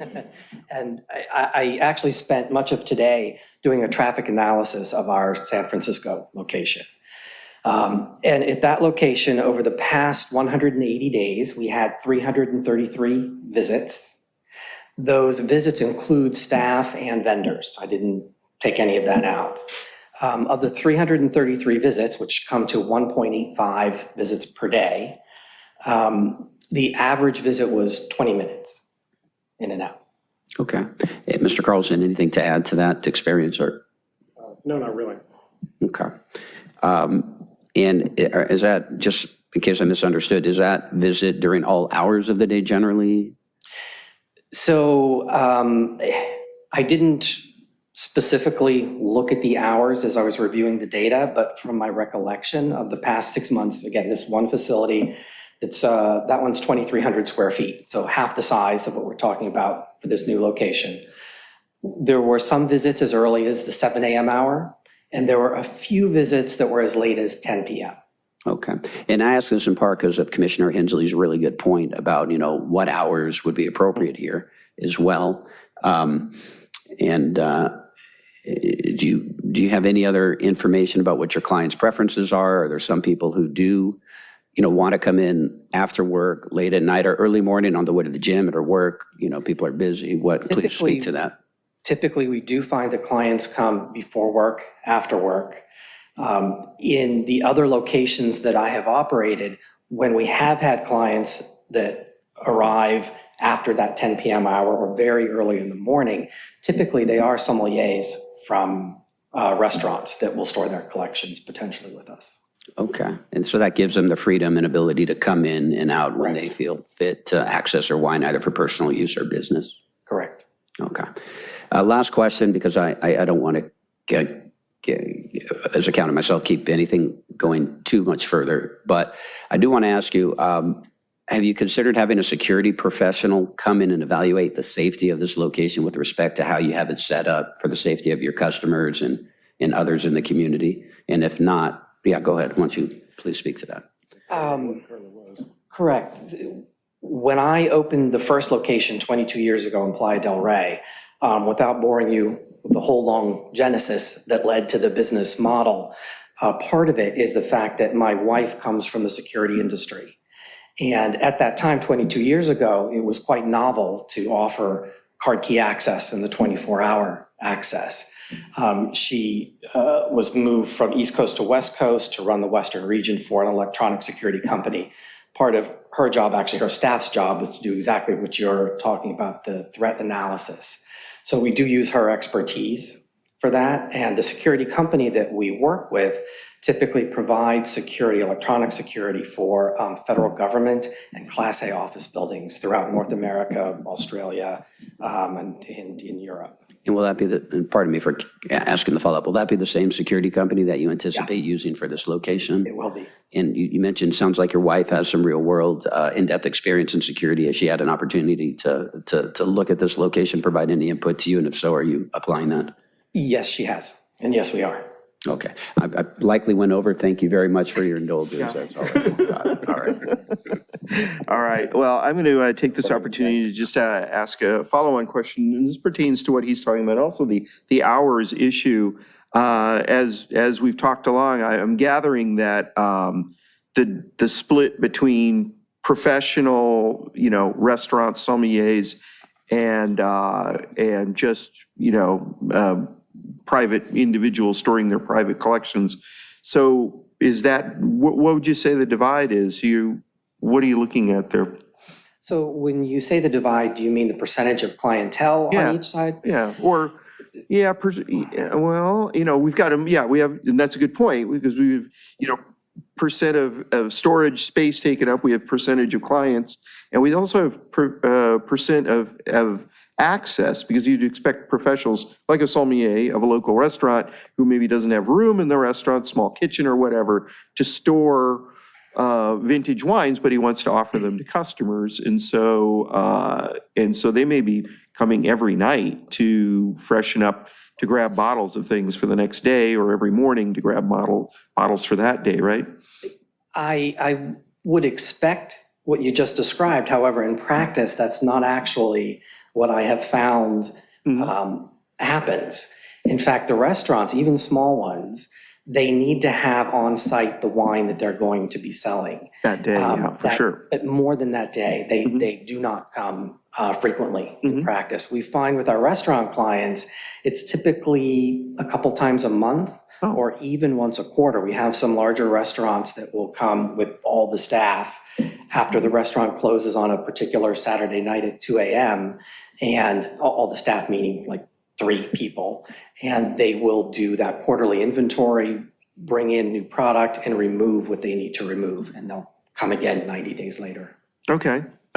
So you don't see any pattern with regards to access by professionals? And I guess the reason I'm asking is because I realize that, they're gonna do their work, either early in the morning or late at night. But if that is not a high percentage of the people who are coming in, then that... It's not a high percentage. The downtown Los Angeles facility that I was part of, this is one that went with my business partner, but roughly the same size, 5,000 square feet. And in downtown LA, we did have a number of local restaurants that stored their collections with us. Even so, at that facility, the restaurant clients probably numbered 5, 6. Yeah. So the vast majority, in your opinion, are private individuals? 95% or okay. more. Got it. Okay. Any other questions? I have a question. Okay. So you've talked at length about the number of sites you have. So you have a lot of experience. In terms of the times that we've been discussing here, what is your preference, or what is your experience in what that appropriate time from opening to closing? So the 24/7 is our preference. Okay. What I have found in doing things like a traffic analysis is that very few clients come before 7 a.m. or there are clients that come at the 9 o'clock hour, 9:15, 9:30. So after 10 PM, it's very infrequent. So preference is 24/7, otherwise it's 7 to 10. Yes. Okay, Thank you. thank you. Any other questions? 6 to 10. Because if you got to be at work at 8 and you got to go to the gym before that, then you got to get your wine at 6 in the morning. That's a busy day, and you're also keeping the wine in your car all day. Yeah. And then you have to just drink it, No good. throw some ice cubes in. That is when you're dropping wine off that arrived at your home the day before. You need to get it into storage before you. Yeah, that's right, on your way to work, sure. Do you ever find that, I don't know if this is relevant to our making a decision, but do you find that wine distributors deliver directly to your facility? No, what we do for deliveries, because our facilities are unmanned, is we have one central location that receives deliveries, and all clients are given that address if they want to ship wine to us. And then roughly once a month, depending on the volume of traffic, it could be twice a month, it could be only once every 2 months in the summertime when it's hot. A refrigerated truck will bring the wine, the cases, to our location. I'm personally there to meet the truck and the worker, and then I unlock clients' lockers to put that wine in. And we do that during normal business hours. Right. Any other questions for the applicant? All right, thank you very much. All right, thank you. Thank you. Do we have any questions for staff? Do we have any public comments? There is no e-comment. If anyone on Zoom would use the raise hand function, if you'd like to speak on J2. Otherwise, no, there's no e-comment. And I see no raised hands on Zoom, so no comment. No. Do I have a motion to close public hearing? I forgot on the last public hearing, but can I make a motion to receive and file the staff's presentation slides? Do I have a second? Second. All those in favor say aye. Aye. All those against say no. Motion carries. Motion to close the public hearing. Second. All those in favor say aye. Aye. All those against say no. All right, motion carries. This public hearing is closed. So I have a question for staff, and that is, do we make the modification if it's different in the hours? If it's different than what it says in the resolution? Yes, if there's consensus for different hours from 7 a.m. to 7 p.m., come to that determination, and then we would amend the resolution accordingly. Can I say condition 10 on the screen? Because also, as I'm looking at here, listening tonight, it currently reads the wine storage facility shall be allowed to operate from 7 a.m. to 7 p.m. And I'm not sure if the word operate means customers can come by and pick up, or the people who own it are allowed to go in there to do their work, or do whatever they need to do. So I'd like to just clarify that I think we intend to mean allowed to be accessed by customers from the times. Is that? Yeah, they don't turn off the air conditioning. Yeah. Or is the intention that because as operate to me means that you can't have employees in there doing, cleanup or visits, stopping by or anything outside of those hours. Is that what staff intends, or should? Okay, so. Is there any reason it shouldn't be 24/7? I think it's fine, 24/7. I would prefer 7 to 10. They came in asking for 7 to 7. They are okay with 7 to 10. That would be my preference. Why is that? Do you object to 24/7? Slightly, because I don't know who goes to get wine at 2 in the morning. That's what I'm thinking. Worried that it's not someone that I want driving to this location. Well, restaurants. And they also said it's not busy. I mean, they said they have nobody after 10 p.m. So that's true. I mean, it's a convenience It factor. is a different location, and different set of customers. Well, it's just some restaurants and clubs. I mean, they're.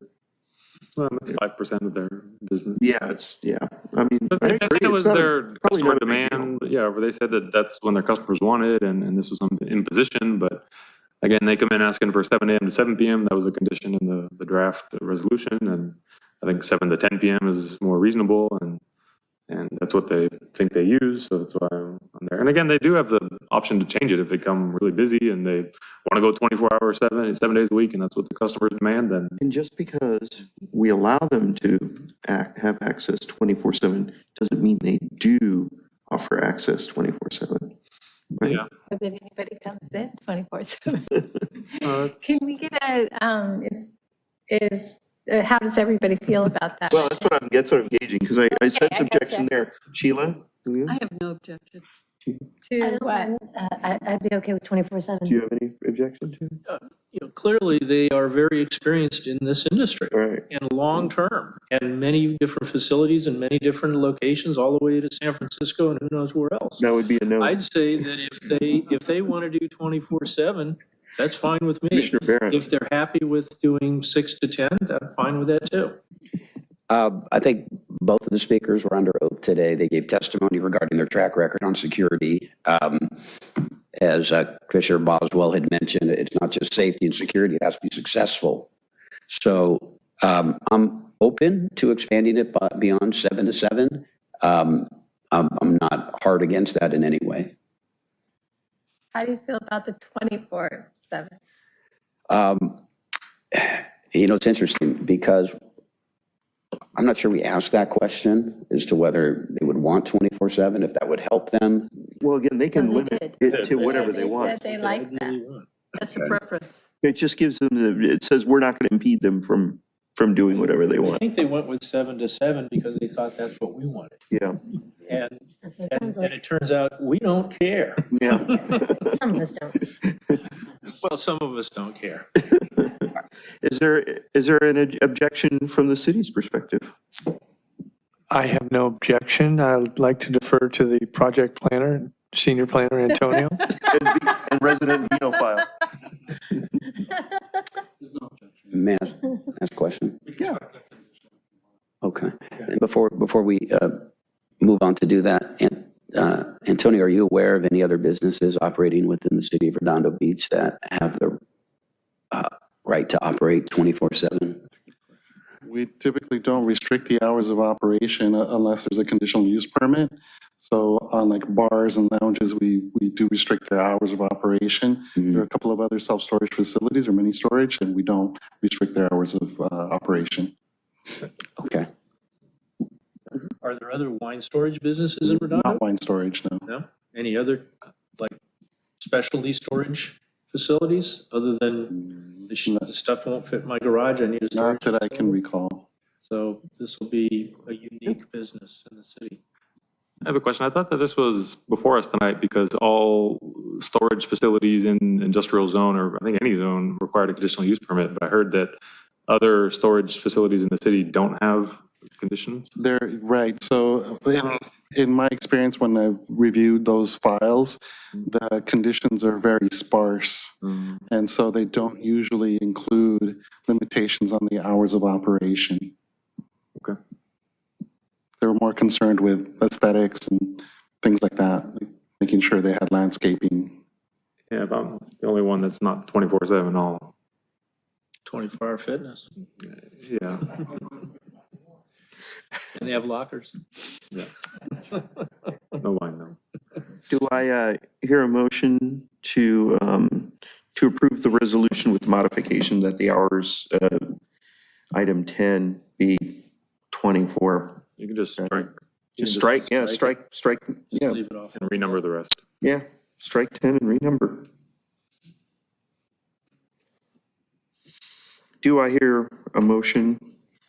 Motion to approve, striking item 10 and renumbering. And I'll second. Approving, yes. So Commissioner Barron, Aye. Commissioner Boswell, Aye. Commissioner Godek, Yes. Commissioner Hazeltine, Yep. Commissioner Hensley, Yes. Commissioner Lamb, Yes. and I'm a yes, that is unanimous. It is approved. Congratulations and welcome to Redondo Beach.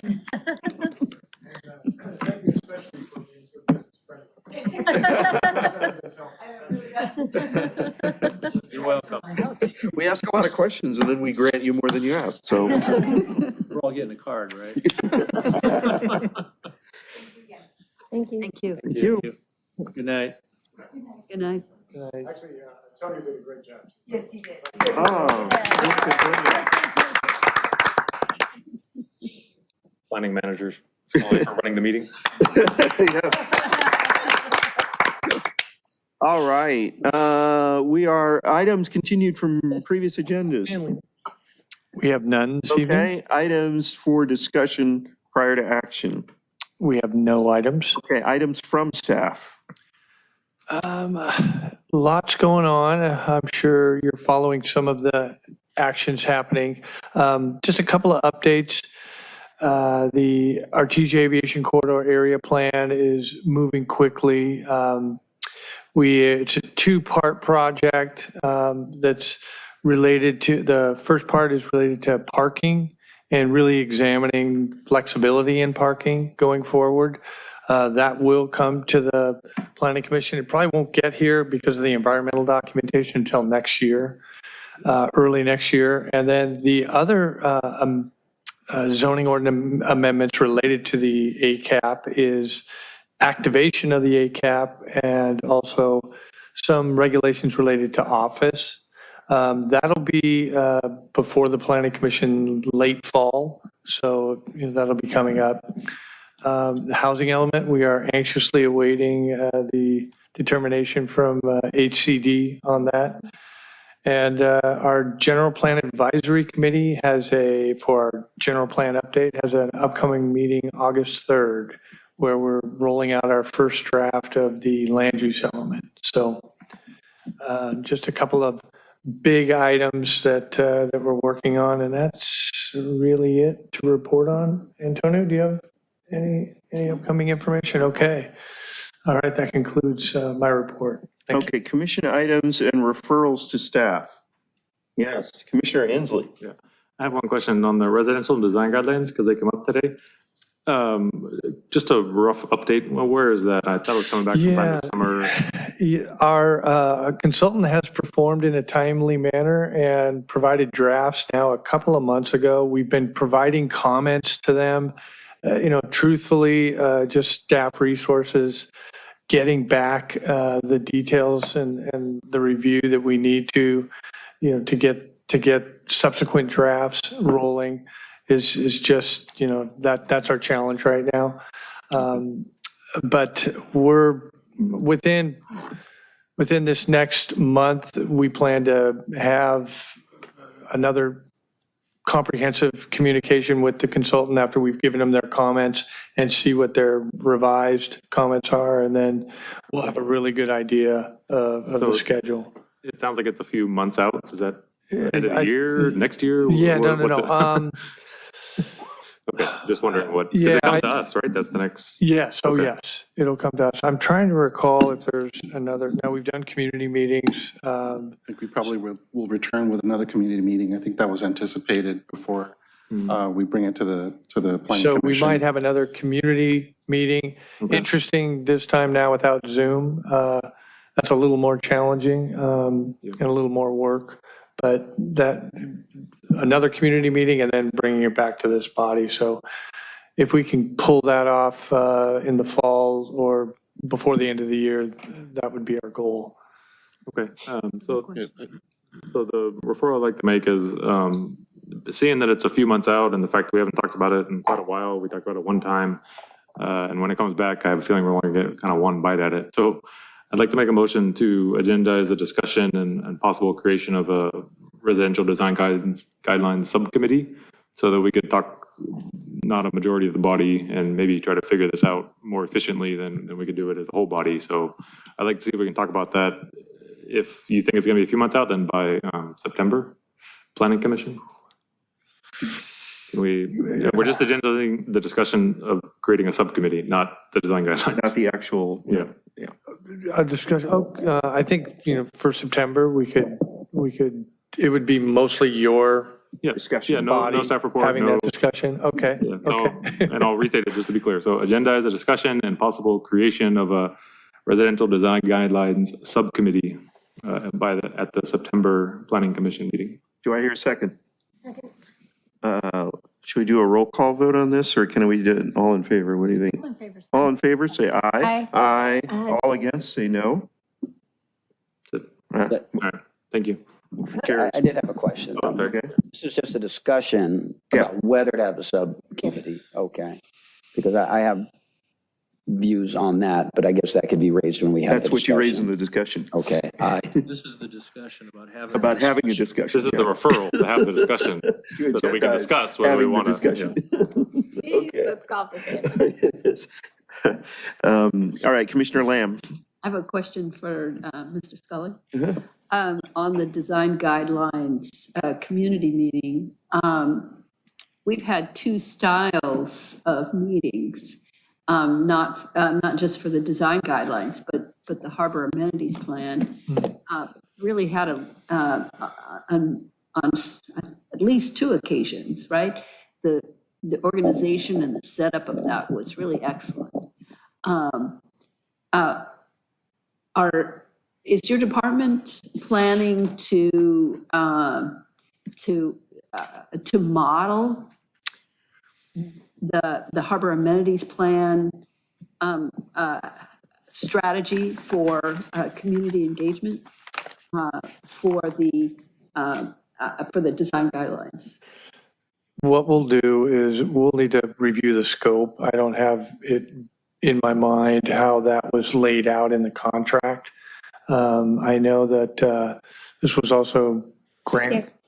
Right, well, because, the King Harbor amenities plan, I believe they also have a consultant tasked with specifically. With specific filtration Promotion, services? Okay, yeah. Yeah. It was excellent. That's, right? I've Yes, heard and that. I think but we all- they were paid for that. Yeah, that's a really, Their yeah. technology, right? You know, We've Their heard it. technology, their timing, Yes. It right? was very, very well put together. We Yes. don't have an extra consultant with that focused skill set.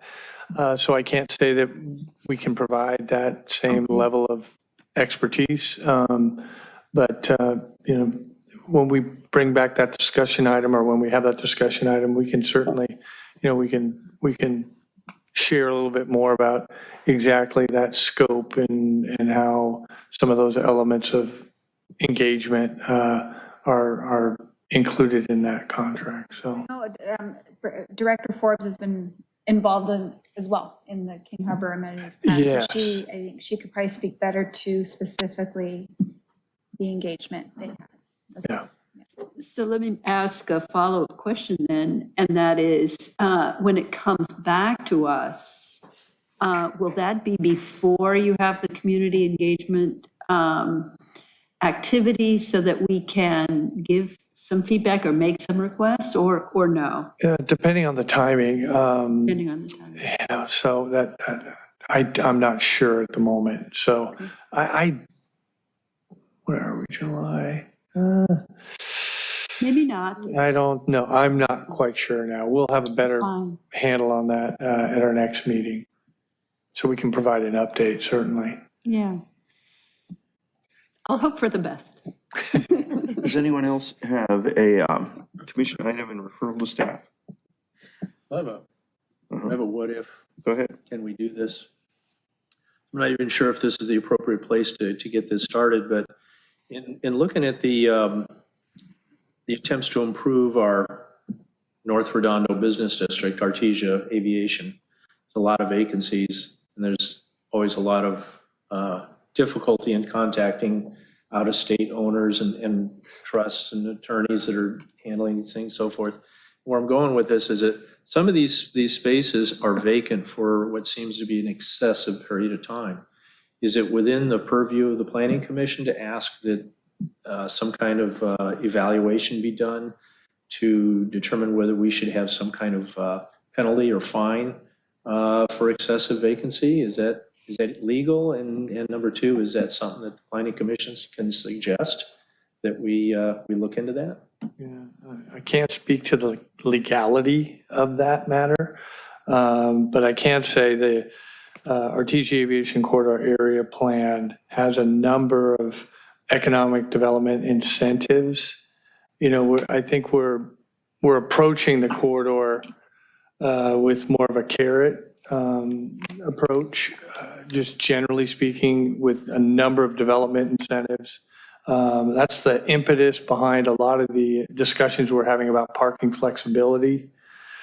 Because in some cases, not to go too far on a tangent, but it's been parking development standards that have been a impediment to future development opportunities. So some of those storefronts have stayed vacant longer because a new tenant, a lot of the legal non-conforming issues that we talked about tonight come into play. And we can't allow the new use to come in because it exceeds the existing, the parking that's, on site currently. So I appreciate that. Yeah. In a perfect world with just carrots, everything should work perfectly, but we know that it doesn't. And I think that going back to my comment about out-of-state owners and long-term owners that have paid off the buildings, their costs are basically property tax and some upkeep. And what is their motivation to take risks, and what is their motivation to proactively seek out tenants? It seems to not exist. And so because of our unique situation and the unique problems that the last two District 4 council members have expressed to me, the frustration that they've had, current and previous, is that you can't get these people to do anything. They're fine with it being vacant for a while, for a long time. And it helps drag down the image of a business district that we're trying to elevate. And so carrots don't seem to have, whatever carrots exist now, they haven't worked. And maybe there aren't any, or there aren't enough. Right. But there's nothing like, putting an incentive just out of your reach that you will strive for, but that there's also a pit bull chasing you. Yeah, we would, there could be some property maintenance. It would essentially, and again, hypothetically, and I want to caveat my statements to some degree, but if it were to be qualified as a nuisance in some way, there is some provisions in another section of not the zoning ordinance, so it's not the purview of the planning commission. So there are some angles that could be pursued. I will say, kind of coming back to the carrots, I think the real solution is for these property owners is to have those properties turn over ultimately. And I think the big incentive that is come out of city council discussions of our land use plan have to do with a significant intensification of allowable density.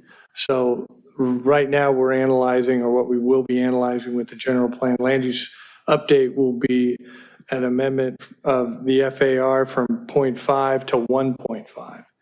That is a significant increase in Flowing nicely. of allowable density, which would make those properties very marketable for resale and redevelopment.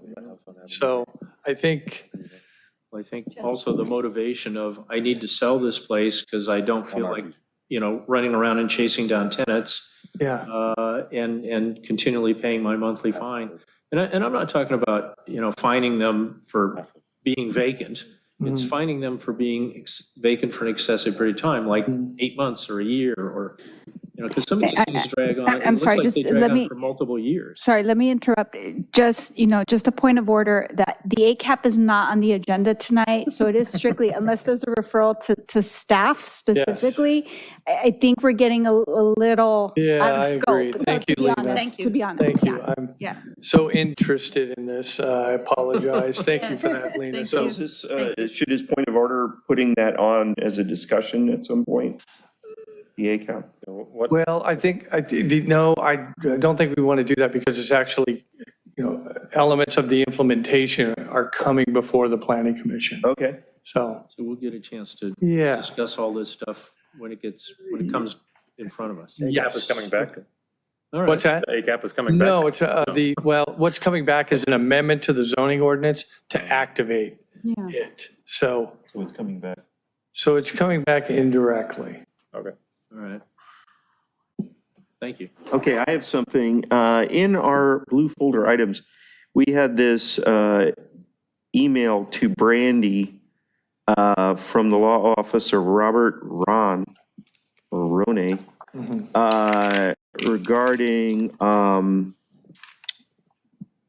regarding some conditional use permits needed at BCHD. Can I refer to staff that, we'd like some sort of status update on, what's going to happen with that? Sure, I could just share, we are reviewing a proposal from Beach Cities Health District currently for a tenant improvement for a youth wellness center. We haven't come to any conclusions or made any final determinations on that application. Okay. The reference to the PACE development, which is like adult daycare, that has not been submitted. Okay. Those are going to require CUPs. We haven't made that determination yet. Okay. All right. Can we have when those determinations are coming through, can we have a report on that? We could report, yes. Okay. Yes. Great. I appreciate that. Let me ask a quick question, and this may have already been spoken to, but we received these materials. Yeah. Yeah. What's the Those materials came to City Hall addressed to all of you. So and we they have are not blue opened folder it. items? I don't They know. are not related to the agenda in any manner. The only way anyone from the public can reach commissioners is through the city and city staff. So those were addressed to City Hall, to the commissioners, and so it's just been provided to you, but it's not from the city. It came in the mail addressed to each commissioner. Maybe we should just say these are like packets of BCHD wellness programs or something, so. We're not looking so good on camera. Record. Yeah. Okay, so if there are no more commission items or referrals to staff. I have a question. Okay. That's your question. So will this now be added to the list that you brought up earlier at the beginning? The referral matrix? The referral matrix? So I think yours was just a question. Yours wasn't a referral. Well, I asked staff to report back to us on that. So will that be put on the, I think we'll need to. On that list, yeah, it should be put on the list, right? We should take a vote on it then, referral. Oh, should we? Okay. Okay. I am proposing that we put a follow-up on this BCHD, this letter saying that they're going to need conditional use permits for these two uses outlined in this letter, one of which is in front of city staff to determine if they need a CUP, and that we get a report back. Do I have a second on that? Second. All those in favor say aye. Aye. Aye. All those against? Okay, it's unanimous. Thank you for pointing that out, Matt. And that should be added to that list of. Okay, do I hear a motion to adjourn to 6:30 PM Thursday, August 18th, 2022? Motion to adjourn. I have heard a second. All those in favor say aye. Aye. Aye. All those against say no. No. Excuse me. It's so late at night. I'm a yes. Motion to adjourn. carries. I'm a yes. Would have carried 6-1 anyway. Yeah, 6-1. I'm revising my vote. Yes. We're all going. Oh, that's fun.